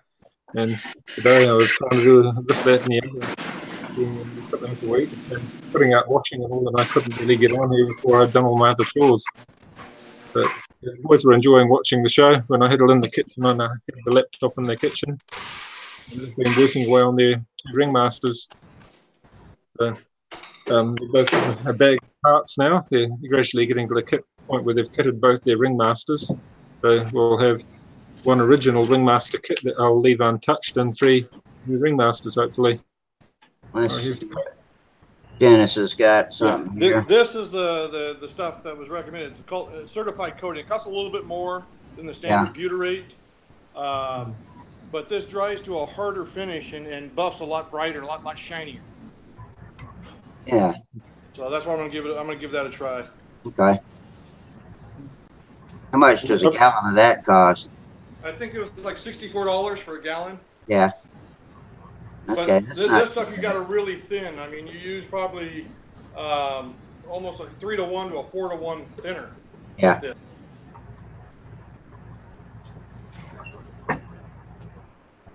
The quality of paint seems to have a big difference on the durability. I've noticed, especially when I've used automotive paints, the quality of the 2-packs varies a lot depending on how much you pay for them and how they last. Some of the 2-packs I've used haven't proven to be fuel-proof even. I don't know how that comes about. I thought all 2-pack was fuel-proof, but I've since found that not all of it is. It's fuel-resistant maybe to different degrees. Hardly anything's fuel-proof. That luster coat I was talking about, that comes in colors, but I've only ever used the clear, but it's about as bulletproof as anything I've ever seen to all of the solvents we use, whether it's fuel, nitromethane, acetone, or whatever. It doesn't seem to touch it. Yeah, but very rarely is something hot fuel proof. You know, that's the problem, is when it's hot fuel. Out of the exhaust, is that what hot fuel means? What I mean is just, yeah, when it's hot, from out the exhaust, I've always wondered. I never knew if that just meant high nitro or what, but yeah, actually temperature hot. Yeah. So my nitro fuel out of a hot Cox exhaust has probably got to be the best paint stripper out there. Yeah. Yeah. Certified as Randolph, I believe. Oh, that's what Minnesota Mike's is, certified as Randolph. Oh, okay. Yeah, maybe so. That's who custom mixes Brodak's dopes. But if you buy Randolph, you're not buying exactly the same product as Brodak because they ask for a little bit of a different mixture.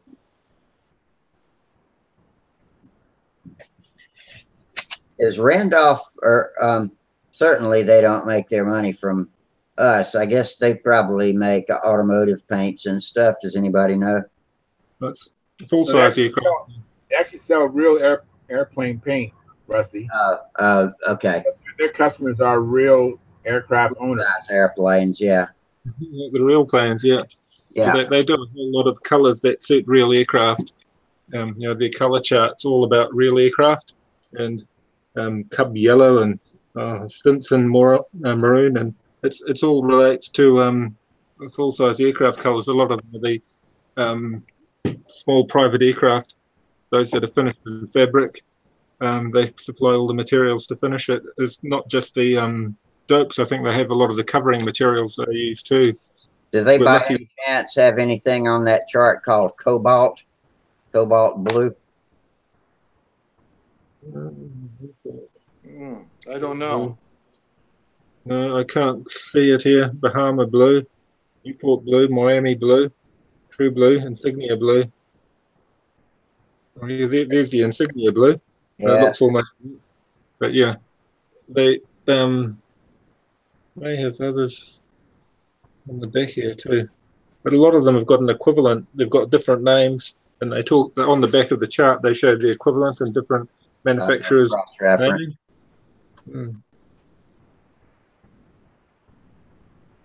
Can't see cobalt blue there. Yeah. It's the sort of thing, if you search it, you might find there's an equivalent in the Randolph range. It's a bit like finishing the little plastic polystyrene styrene models, I should say. You get all different brands, Teslas and Humbrol and Airfix paints, and sometimes you can just find an equivalence chart on the internet to land you at the right color paint that you want.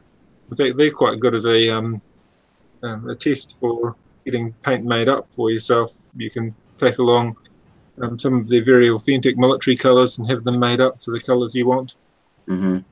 Go along to a model shop and buy a little tiny bottle of paint, and away you go. You've got the colour you want. They've got very authentic colours.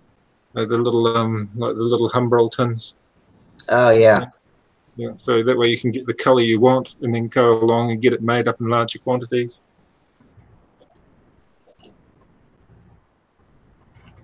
Well, by the way, we over the past couple of weeks, occasionally somebody's asked about our friend Tom Creasy, and checked on him the other day, and he's fine, but he's pretty much full-time caretaker with his dad right now, and so his time is pretty thin as far as anything like hobby activities goes.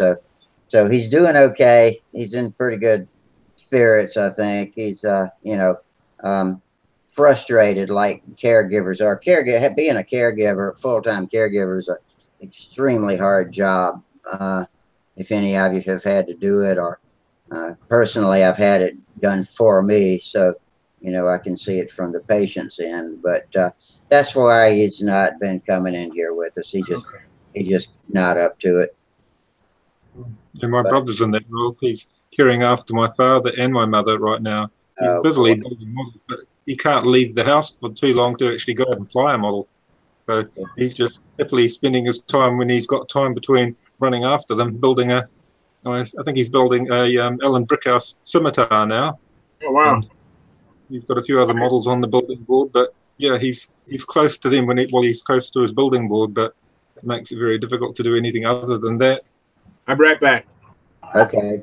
Meanwhile, Jamie Holford just dropped in. He says back in Houston, and says the twister wings are covered, horizontal stab and elevator are covered. So he's making a little progress. Sounding good.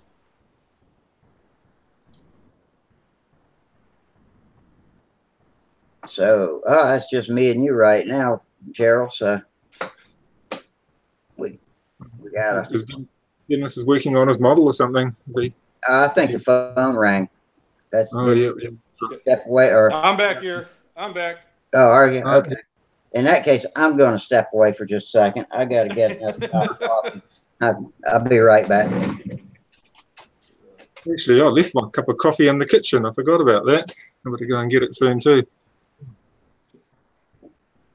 Well, I'm in a nice hot garage. It's let's see, what is it in here? 87 degrees right now. Oh, that sounds nice. Yeah. We're still in winter here in New Zealand, but it's starting to warm up now. So I suppose you'll be getting a few cooler days here. That's right. We're the opposite of what you have. Yeah. It's something looking on the internet, everything that's gone down recently with the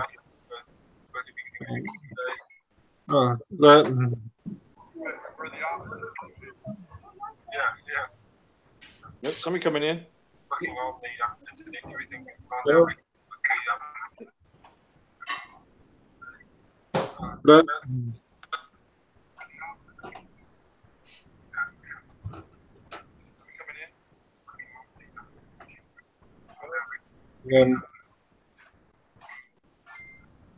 we've got YouTube in the background. Is it Daryl? Oh, Al. No, it's Al. Al, yeah. Hi, Gerald. Hello, how are you keeping? Good. I figured I'd stop in and check in on you guys. I'm hearing a bad echo. Hi, Gerald.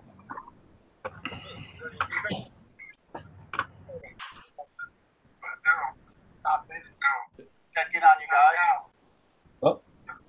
I'm hearing a bad echo. Let me see. Oh, wait. I think I got something open. That's why.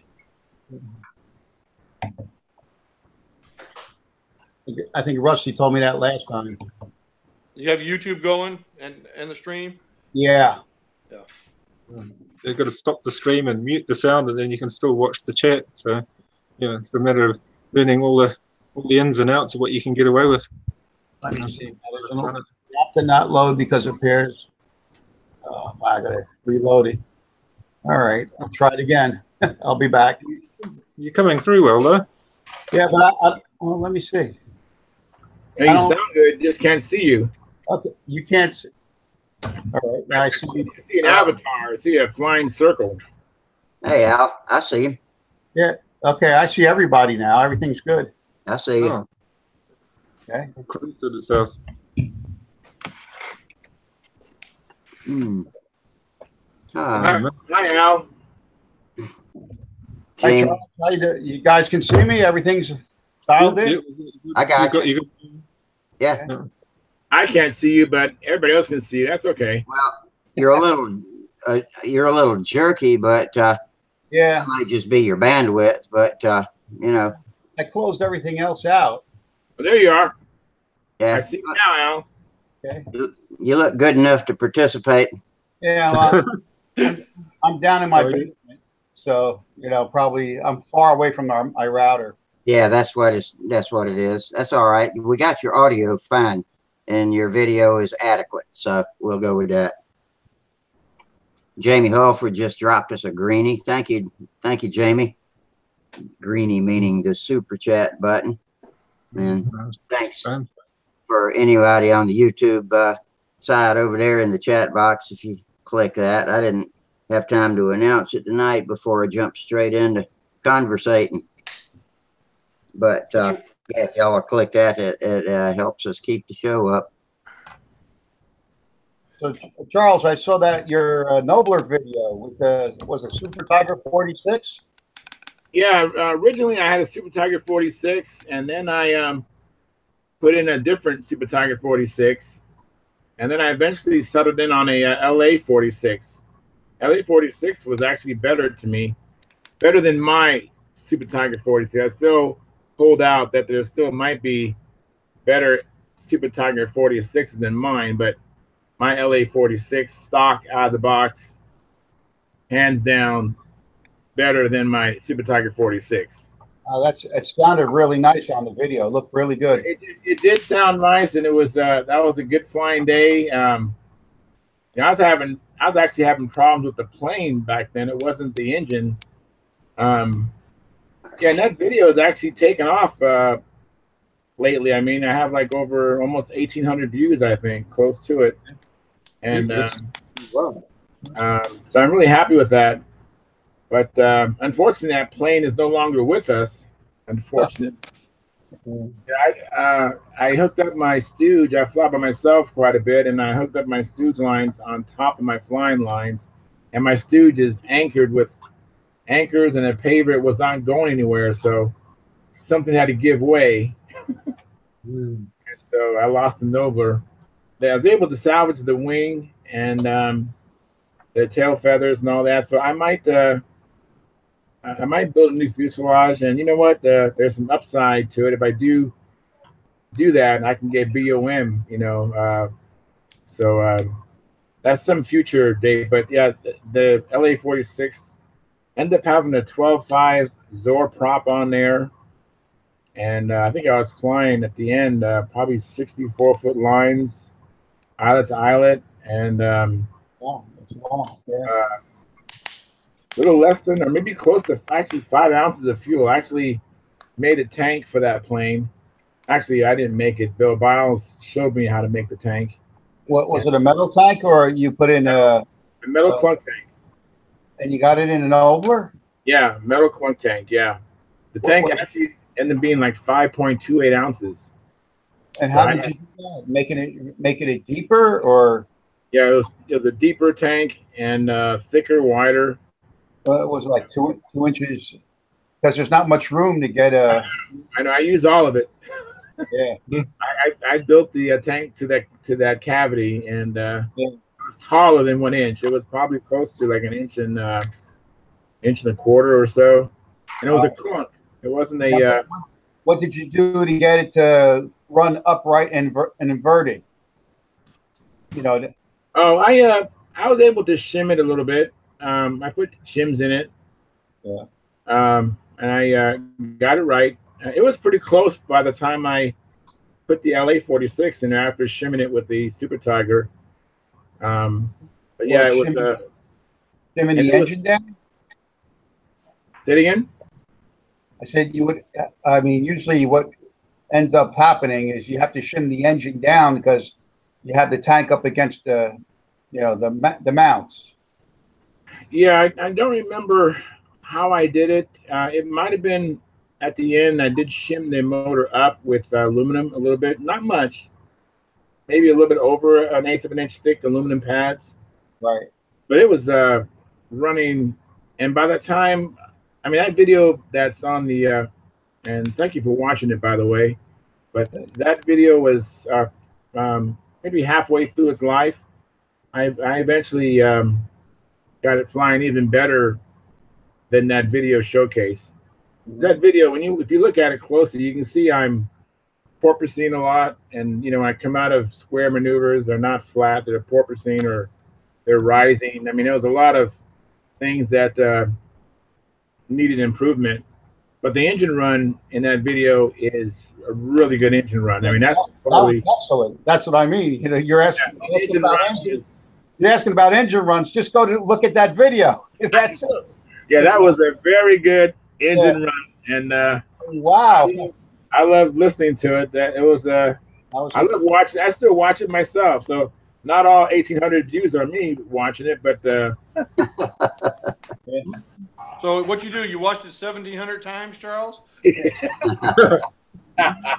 Yeah, I'm guilty of watching my own videos. Sometimes when I get bored, I'll go back and watch a flight or two and see if I'm as bad as I remember. And sometimes I'll say, oh, damn, I was pretty good back then. And other times I say, need some work. Yeah, I got an odd confirmation box pop up and ask me if I was sure I wanted to eject Gerald Wimmer. And I clicked no.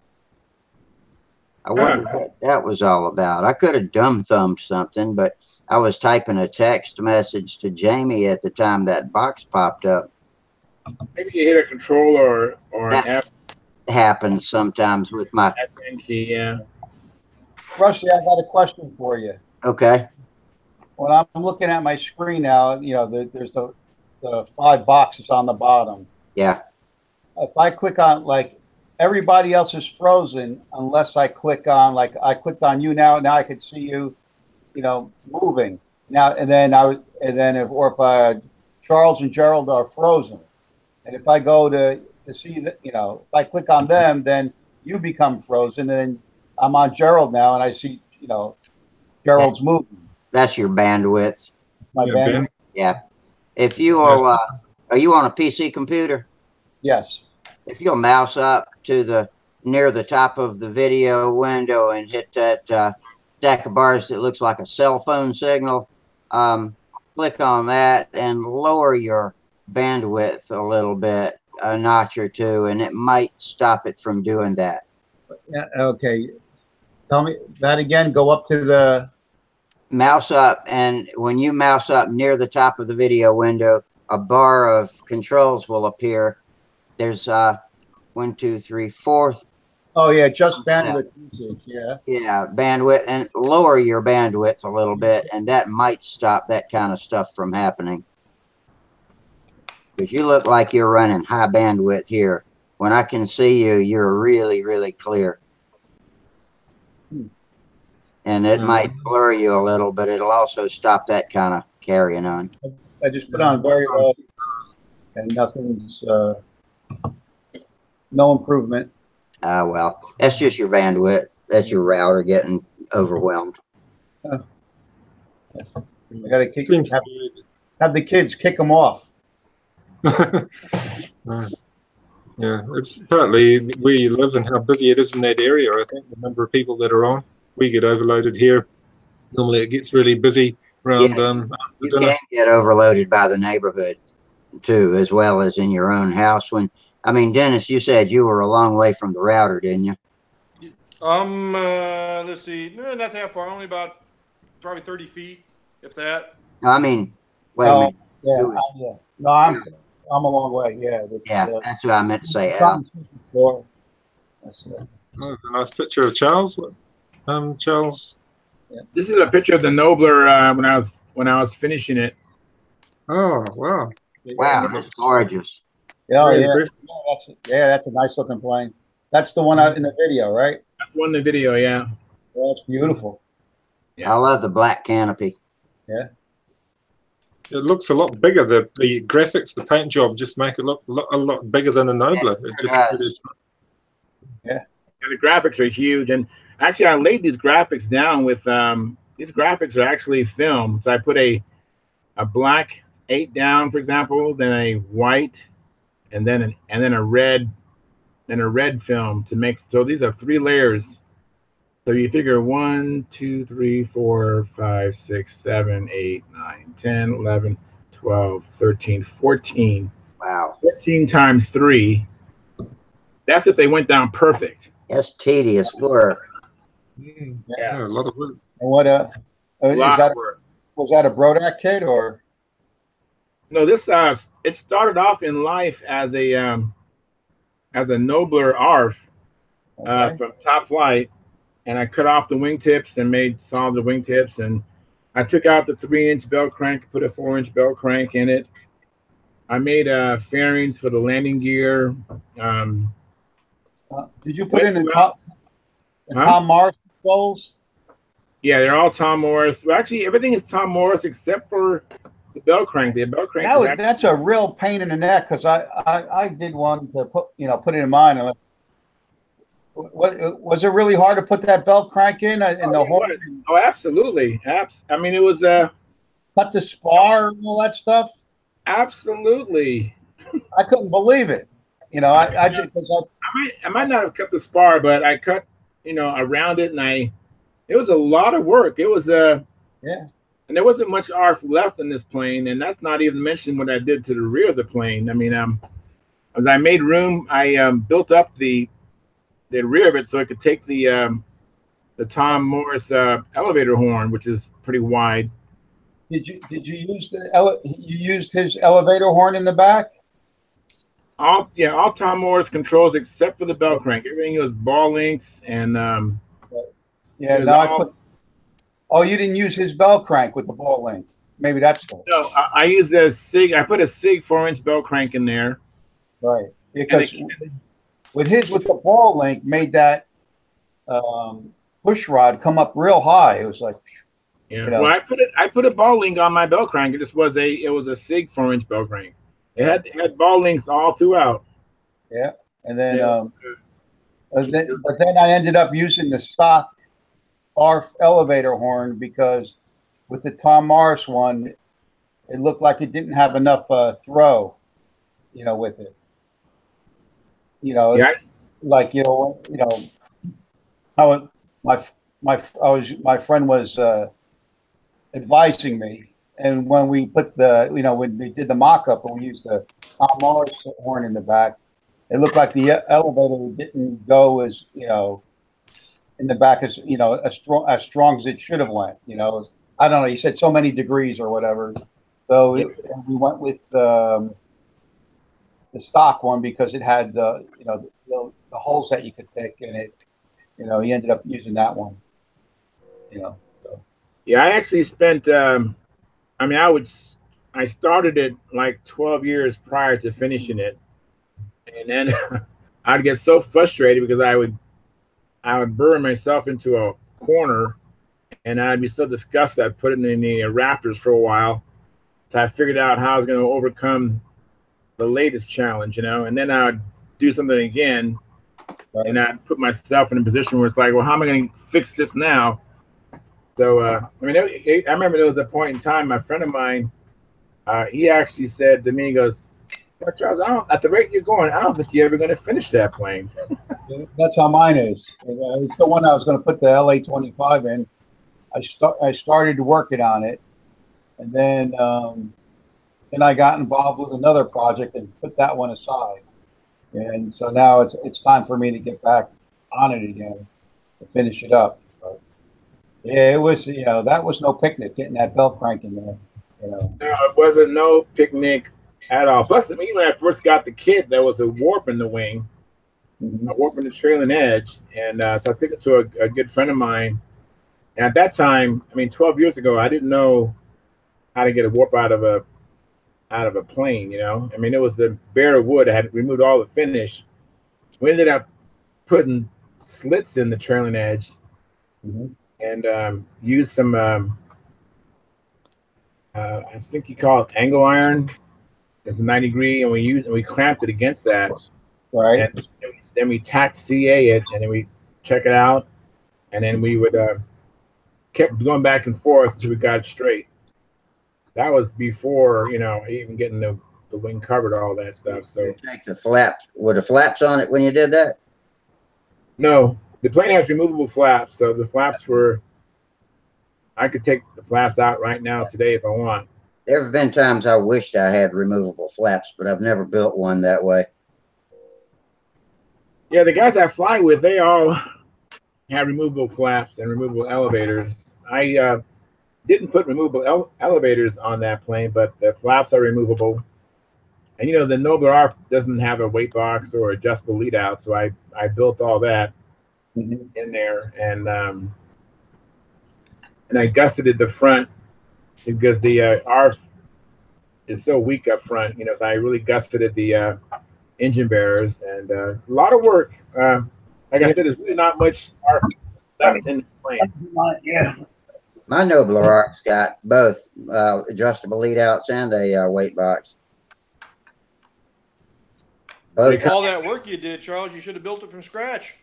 Oh, you know how many times I was thinking about that when I was working on the plane? I was like, I could have built one at a time. I took fixing all this. Yeah, it was, and then the underside of the plane's all checkerboard. It came out really nice. That's why I was really disappointed when it broke, when I crashed the plane. It was very disappointing. But you know what? I had 217 flights at that time when the plane broke, and so I was appreciative of that time I had. You know. Yeah, so Let's see what Al's got here. So that's my ARF Nobler, and I put the adjustable lead outs in it. Oh yeah. You know, I didn't really that was a pain. Yeah. Yeah, been there. Now my adjustable lead outs were the holes where I had I took some basswood on the edge. I just filled the holes and I put a slot through the holes. So that's how mine's adjustable. Yeah.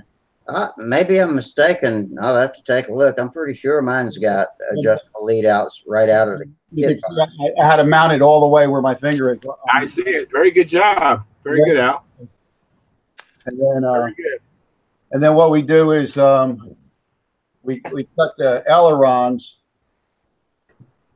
So flaps, or and then we used the last 4 inches with brass hinges. Yeah, adjustable that's pretty tab. good. I like that. Yeah. So you can it's the same thing on the other side too. You know, That's a good idea. I like that. yeah, so you can adjust it, but Right. I don't know if you can see it, but let me see it. Got the ball link in there. Yeah, that was a pain. I remember doing that. There's not much room for that, you know. No. That And link. if I'm not mistaken, I think my elevator has 2 uprights. So my ball link is sandwiched between the 2 uprights. Right, and then in the back here, flip it around. You can see I got some patchwork, but that's going. Hold it still there. Well, It's moving. Yeah. Well, I'm trying to see. Yeah, hold it still. Okay, yeah, I see it. Right there. Yeah, I see it. Yeah, right there. Excellent. Yeah. Yeah, that's the. Yeah, I had to open up that space, and I kind of made it like how when you build when I was young and I used to build boats, and there was a way we'd use a single piece of wood and just cut out ring, and then we glued it together, and that's basically how I built that up. I built that section up that way, and that's how I was able to get the Tom Moore stuff in there. Oh, really? Yeah. Well, you can see this one. It's the stock one, and it has two holes. Right. Yeah. You know, so I'm just gonna put cover it with a piece of balsa wood or a piece of plywood, and so I can remove it if I have to adjust it. Mm-hmm. Right. But, now that push rod going to the elevator horn, that's a what kind of push rod is that? That's Tom Morris's. Okay, good. That's Tom Morris's push rod. The only thing, everything's Tom Morris except for the elevator horn, the horn, the whatever you call that. Elevator horn, yeah. With the wires on it. We used the stock one. I've never bought Tom's controls, but I think I make mine basically the same way, just out of carbon fiber tube and threaded rod and whatever else it takes to get ball links on the ends of them. Oh, nice. That's the 25. Yeah, it's a LA 25. Yeah. Wow. Yeah. So I changed the mounts. I took the old mounts out and put better hardwood mounts in. But yeah. Yeah. Now those came out pretty easy, right? Just heat it up with it wasn't bad. It wasn't that hard. Yeah, they just use hot glue, I think, to hold those things in. That's what it looks like. Yeah. That's right. This is just a case.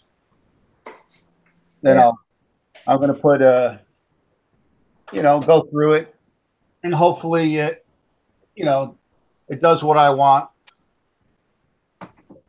Well, I've flown 3 of those Nova R's from Top Flight, and they all were good flying planes. Yeah. I have like one of the first ones, the ones that came with the crummy tank. When they first came out. Yeah. Then I bought this one. It was on sale, but now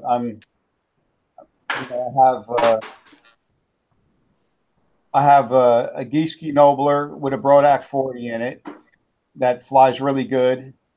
A good friend of mine gave that to me. That's what I've been flying. So I know what a good plane feels like. And then I have another Gieske Nobler that has a Fox 35 Stunt on it that needs to be trimmed out. That was one I was, I just finished putting together, but flew it once. It was very light on the lines, and then just moved on to other things. But never, ironed all the bugs out of it yet. But I was always scared to fly it because I didn't want to crash it. Good. That's never a good state of mind to be in when you're in a plane. And that isn't. That's you make worse things happen that way. Yeah, I almost. We went out flying Sunday, and I flew the Gieske Nobler with the Brodak 40, and that I put 4 flights on that. That's beautiful. And I showed you guys in the past. I have that this big Buccaneer that has an OSVF 46 in it on a pipe. Right. And the engine's really strong. And I was just trying a different fuel in it, but the plane weighs like 82 ounces. It's very heavy. Wow.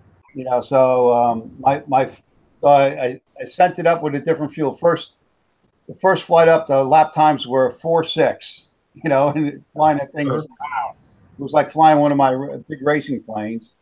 And then then I started then I got it down to like 5 flat and 4.9, and it didn't like that fuel. I tried using a more all synthetic blend or 20% oil, and of that oil 90% was synthetic, and it didn't like it. It would start out the first half it was running like 4.9s, and then it would slow up to like 5.1, 5.2. Right when you need it, when you have to do like in the vertical 8s and stuff like that, it would, or when you want to do the overhead 8s, then it's starting to slow down on me. And I said, I didn't do I didn't do the Clover or the overhead 8s because it was just slowing down. I think that was a good idea. It's probably getting hot. Yeah, well, and then earlier it wasn't getting hot. It was just it was running richer. It would run, for some reason, it would run richer the back half of the tank. And I'm going to go back to the PowerMaster fuel, the regular GMA 1022. It ran even on that, you know. It's my favorite. Yeah, but it's the plane and flying that fast, it doesn't maneuver well at all because it's so heavy. It just like it doesn't want to turn, you know.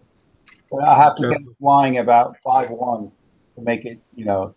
I know you know, it's a beautiful looking plane. I just want to sport fly with it, but I just want to try to trim it out the best I can.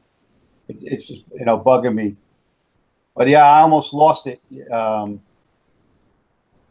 the first flight, and then I moved the lead outs back. It came in at me when I was doing the upper loop on the vertical 8. As I brought it behind my head, you know, it started, you know, trailing in on me, and I had to start running. Because that thing would have made a big splatter. Yeah, yeah. That's a bad position to be in when you have to start running too. Yep. You have to be kind of a contortionist. Yeah, and I hope you're running in the right direction too. Right. Well, in my case, you'll be not tripping it too. I've ran and tripped before. Yeah. Well, you know, Sam Lonke fell down in his first flight at the Nats and crashed his plane. Yeah. Well, he did that at Brodak, but I mean, I saw him fall at Brodak, but it was wet. It was in the morning. Yeah. Because I was at the circle. I was flying intermediate, and he was, you know, and I saw his flight go up. The beginners were right in the circle over by us. He was on the grass, and you know, he went up and, you know, he was doing a maneuver, and next thing I know, you know, he was down on the ground. Well, at the Nats, he didn't let it rattle him because he went and got his backup plane and won the thing. Oh yeah, that's good. Yeah, well, you know, So he's the beginner national champion. oh, that's great. Very well, yeah. He and his father did well by the sound of it. Yep. Yeah. Yeah, his dad won intermediate. Yep. Yeah, I know that. Yeah. He won intermediate. What a team. Team Lonke. Yeah. They did well. Yeah, you know, he won intermediate at Brodak also. Yeah. Oh no, did he? I think did he? He No, did. No, he didn't. No, he didn't. Chris, the other guy. No, he didn't. He didn't win that intermediate. Oh, I was mistaken then. Yeah, somebody said he put a good flight in, but he forgot. Oh, that's right. Yeah. He overran, I think. Or something? I think he overran. Yeah. Yeah, you know. Yeah, I think he's ready for advanced now. Yeah. Oh, he's a good flyer, and he's flying a lot, so that's good. Yeah. Yeah, I finally, I'm healed up pretty good from my. Oh, that's right. Remember, you got hurt. Yes. And my bite at Brodak. Actually got my feeling back in my hand. You know. Oh, good. Very good. I'm glad to hear that, Al. Well, That's awesome, man. It didn't cut anything that makes the fingers move. That's good. I was worried because my hand would go numb if I extended my arm or if I touched it. Like it would just go fall asleep. Yeah, the swelling was causing that probably. Yeah, but now it's a lot better. You know, it's I don't even, you know, going to work. I don't even cover it up anymore. You know, it's. Oh, that's great, Al. I'm happy to hear that, man. Yeah, it's just a memory now. Yeah. But yeah, it's an eye opener though. You know how fast you can get cut. You know, just something. You know, incidental thing that. Yeah. You know. And there's shit that can happen that'll change your life in a heartbeat. Oh, I know. That propeller, especially if you know, like on my Strega, I'm, you know, using a carbon fiber prop, you know, and that Stalker 81. You know, I'm very careful around that prop. Oh yeah. Oh, absolutely. Well, even if my buddies, you know, when they fly their electric, you know, and it's sitting there and I'm looking at it, I said, let me pull this plug without, you know, trying to, you know, put my hand through the prop, you know. Right. You know, where the prop's spinning in case that thing flinches or it glitches or something, you know. Yeah. I saw some pretty horrible looking pictures on, you know, YouTube in the past of guys getting you know, cut up with electric planes. You know? Yeah, we definitely gotta be careful. I'm almost even tempted on one of my planes to put a remote glow igniter. You know, the so you can get away from the engine too. You know, and just put the glow igniter in against the fuselage instead of on the head itself. Yeah. Yeah, no, it's bad on a combat wing where you've got the needle and the glow igniter. It's also close to the leading Oh, edge. And yeah, they're right there at the prop. Yeah. Yeah, you don't have to tell me about that. Mm. Yeah, that's Yes, that's why even like in some engines, it's even nice to have a prop extension just to get you away from the prop so you can adjust the needle valve. I have big hands. You know, I really am a big guy, so it's kind of hard for me to go there and adjust the needle valve when my hands gonna hit the prop.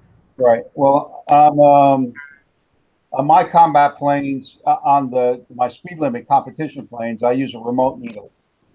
So, Yeah. So we use that OS, the one for the OS 15.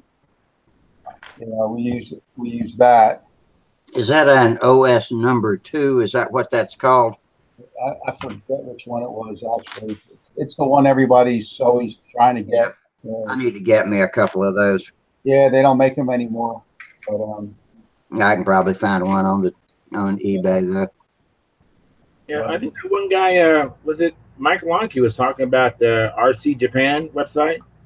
They sell a lot of parts you can't find anymore.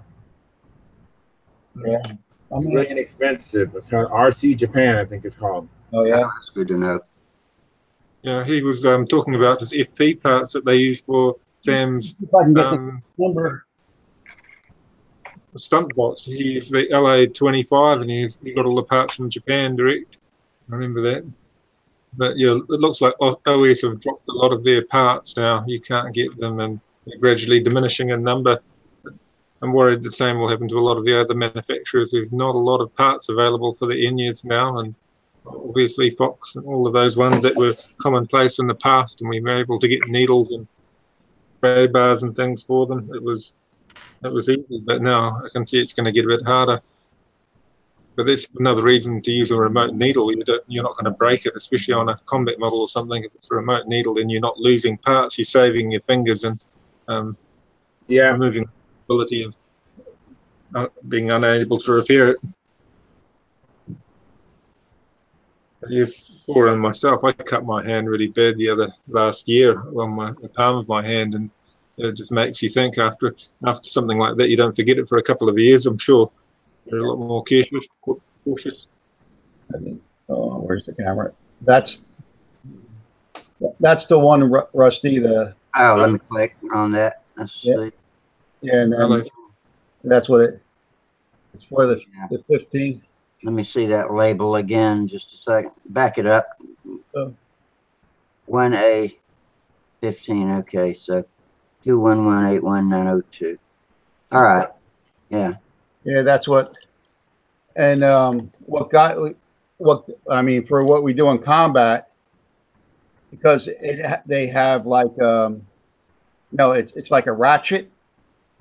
You know, like it has those spring clamps and the clicker on it. The clicker, yeah. Well, you take out the needle and we smooth that out. At least I do. So you just use the pressure on there to hold it. You don't smooth it, quite all the way down, but but make it really smooth. You smooth it out quite a bit because it's really like a gear, and this way you can get that extra fine little setting on a bladder. Yeah. That's how. The clicks on are a lot finer than the early OS ones. The early OS needles, the RC ones, were very coarse. Yeah, that's probably because it's a finer threaded needle too. It's got the O-ring too, doesn't it? It's quite a nice needle valve assembly. Yeah, I didn't really think of using the later model ones. I've normally used the RC ones as remote needles. Yeah, it's got the nice O-ring on it as well. Yeah, I see the O-ring. Yeah. And then sometimes you put a piece of tubing between the cap, I do that on most of my half A's. Yeah, I use it. Right, like the same thing, you know, Over. over so it seals it up because they leak too sometimes. Mm-hmm. Leak air. Yeah. Or fuel, yeah. It's, those needles are the standard, you know. And I picked up some guy made some fine threaded ones, but you know, with a wheel on the end of them. That's sort of like the F2D engines use, like the 4. He made those, and some guys are going back to them. But you know, but then again, you're reaching your finger in close to the prop again. You know. Yeah. Yeah. Sometimes there's old stock sitting around the warehouses, and if you order the parts, sometimes somebody manages to find it in the warehouse. I've been really lucky in the past like that. Here in New Zealand, they're in a warehouse, they're not in a hobby shop, and you order the parts through, and lo and behold, the shop proprietor manages to get the parts you want because they're still sitting there, old stock somewhere. But I'll keep an eye on those 802 ones then. Yeah, and Charles, you were talking about your guy uses the remote, you know, hookup for the glow plug. I was experiencing that on my plane with the inverted engine. You know, Yeah. I have a like a NiCad on a cable with a little connector. Right. You know, and you would think starting it up, it would blow the cable back, but you know, you always see that cable, you know, for some reason, it's always getting sucked up closer to the prop. Right. Or the guy holding a plane is pulling the plane back, you know, when it starts up and then lunges forward, and so he pulls it back, and then there goes the cable up closer to the prop, you know. Yes, that makes me nervous too. Yeah, but I was thinking about the I think Sullivan makes one. It's a place that's away from the engine, and you actually put your glow igniter against that. Right. And that's what I was kind of thinking of. I said remote needle valve, but I meant remote right. glow plug. Yeah, right. Yeah, no, I knew what you meant. You know, Yeah. Al Rabe on one of his videos showed a remote glow igniter. He used a what is it, Dean's connector, I think it was, that was attached to the inside the side of the fuselage, and then he had a wire that ran from there to the glow clip, and he had a little clip. I don't know where he got the clip from. That clipped onto the glow plug, and then he had a ground wire, of course, that went in there. But yeah, he just had a Dean's connector that he connected to on the outside of the plane, and it worked really well. Yeah. I think Centronics has something like that, where like a little cap that you put over the glow plug. Yeah, Centronics has one, and so does Sullivan. Yeah. There's a third manufacturer. I don't know who it is at the moment, but yeah, Centronics is good, and so is Sullivan. And there's a third one also. Who knows? It might even be Dubro. I don't know. Well, Enya make them because their 4-stroke Enyas have got the glow plug at the front, so you can't use a normal connector on an Enya. It has to have a remote connector on their 4-strokes. Okay. Oh wow! Why would they put it on the front?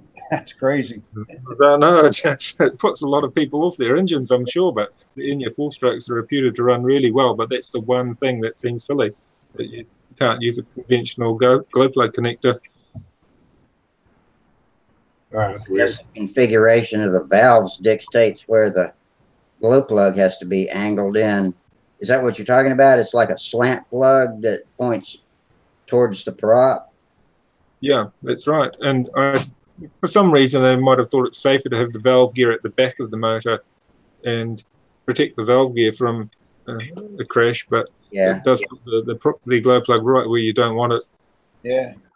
Damn the pilot. Let's protect the valve gear. The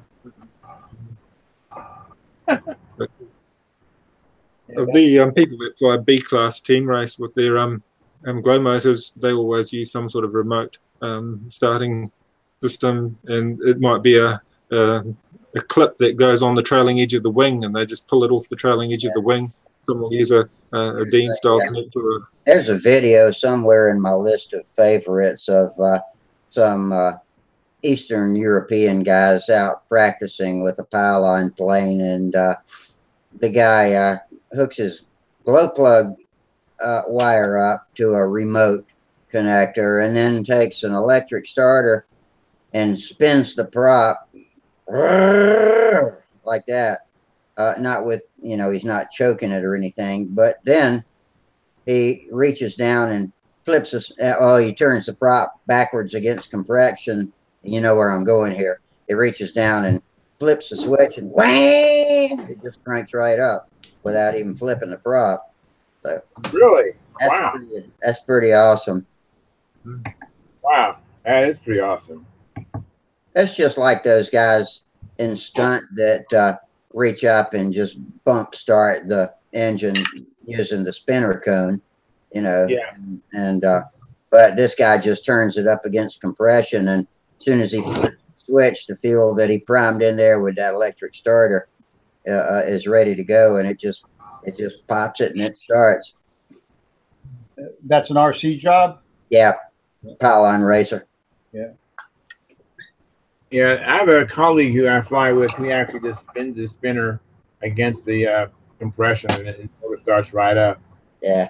I try to do that, and I have not had any success doing that. When I was at Triple Tree flying a couple of years ago at the spring contest, Dave Wenzel, who never flies, he's a longtime judge, but he was trying beginner with his Oriental, and he had an LA-46 of it, and he was starting his like the experts do, like I was talking about. Just he'd prime it, hook up the glow plug, and reach up there and take the spinner and just go boom, and it would start the engine on the first try every time.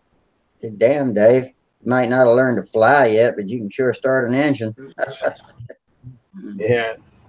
On my Rojet 61, you have to back bump it to start it. Brett warned me. He says, do not try to flip it like you do a normal engine. He says, you'll end up going to an orthopedic surgeon. Yeah, a lot of engines prefer being backflip, but you're probably talking about a guy starting a 3-blade prop too, aren't you? Yeah. Huh. Yeah. You don't have near as much time to get your finger out of the way. That 3-blade prop comes around really quick. Yeah. I'm happy to use an electric starter when it comes to 3-blade. Yeah. Otto's got something, some things he wanted to show you. Yeah. Well, I'm making a ringmaster along with my my brother. So, been starting making. Oh, very cool. Very cool, Otto. We've been making new handles as well, and making fuselagers. With my Wow, one. very good. Are you letting Max do any of the work? Yeah, he's doing one of his own. Yeah, we've got Max's model here as well. The models are in plastic bags. Yeah, that's Max's one there. So hopefully, by the end of the school days, they'll have something to show. Well, anyway, we've been all doing handles. Yeah. You can jam them in the ground with that spike. Yeah, it's quite nice for our flying site. And if they're nice, I've done mine orange like we talked about. It should be nice and visible. Whereas Otto and Max did these different colours. They wanted to be different. Max did his red, and I Yeah, did try mine. different colors and see what's easier to see. And I've always come back to orange after exploring different colors. You've been busy. That's for my circles anyway. I only just finished painting this. And Yeah, the whole house cut these out. smells of paint, and they were cutting those out this morning. So they've been busy working on their models. Yeah, they've got school that they've got to do over the holidays as well. So we're trying to fit in a bit of everything. Yeah. That is birch plywood that you're using. Oh, it's the Midwest product. I'm not sure if it's birch or not, but it's plywood. It's a little bit. No, it's harder than the light it's ply. hard. Yeah, It's hard. Yeah, it seems it was a Midwest product anyway.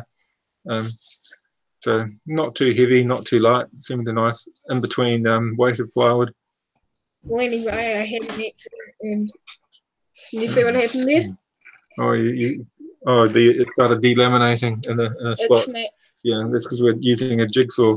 Yeah. yeah. Well, Oh, yeah, Jack Snavely offers some advice that I've given frequently to people that are new with engines, and that's why he holds the prop when he hooks the glow plug up, just in case it starts up on its own. Because I have actually seen them, try to pop over as soon as you hook up the glow igniter.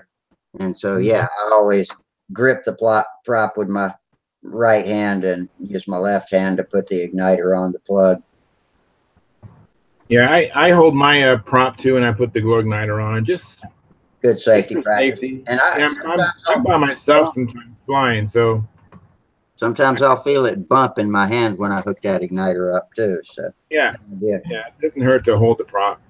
Yeah, those K&B 40s are noted for that. The K&B Ring 40s. yeah. Right. You'll put the igniter on; those things will start right up. Boxes are known for starting up without an igniter sometimes on a hot day. Yeah. I've never seen that in real life, but I've heard it enough to believe it. Actually, I was helping again Henry Nelson with his Perky. He was flying Perky speed, and he was just flipping the engine over without the igniter on it, and all of a sudden the thing fired for like a revolution. That was like one of his high speed 15s. Yeah. And I said, what the heck was that all about? And he said, I guess the oil he was using in the engine, when it fired off a compression. Yeah, it dieseled a little. Yeah. And then, I mean, the igniter was nowhere in sight. He was just, just setting things up. I was reading a story about on Stunthangar. There's a forum area about crazy things that have happened while flying, and one guy was writing about he and his friends used to ride the bus to their flying field, and he was just sitting idly flipping the prop on his diesel. Now, this is probably not the smartest idea if you've got a diesel, but it fired up just for a minute like that, and the bus driver kicked him off and never would carry him again.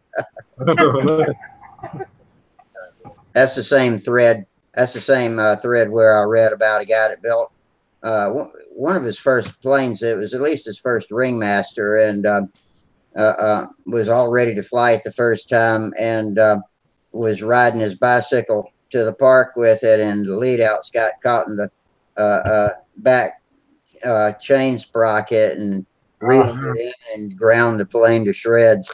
Oh man, that's terrible. Anyway, I got to go. It's good talking with everybody. All right, Dennis. Good to see you. Again soon.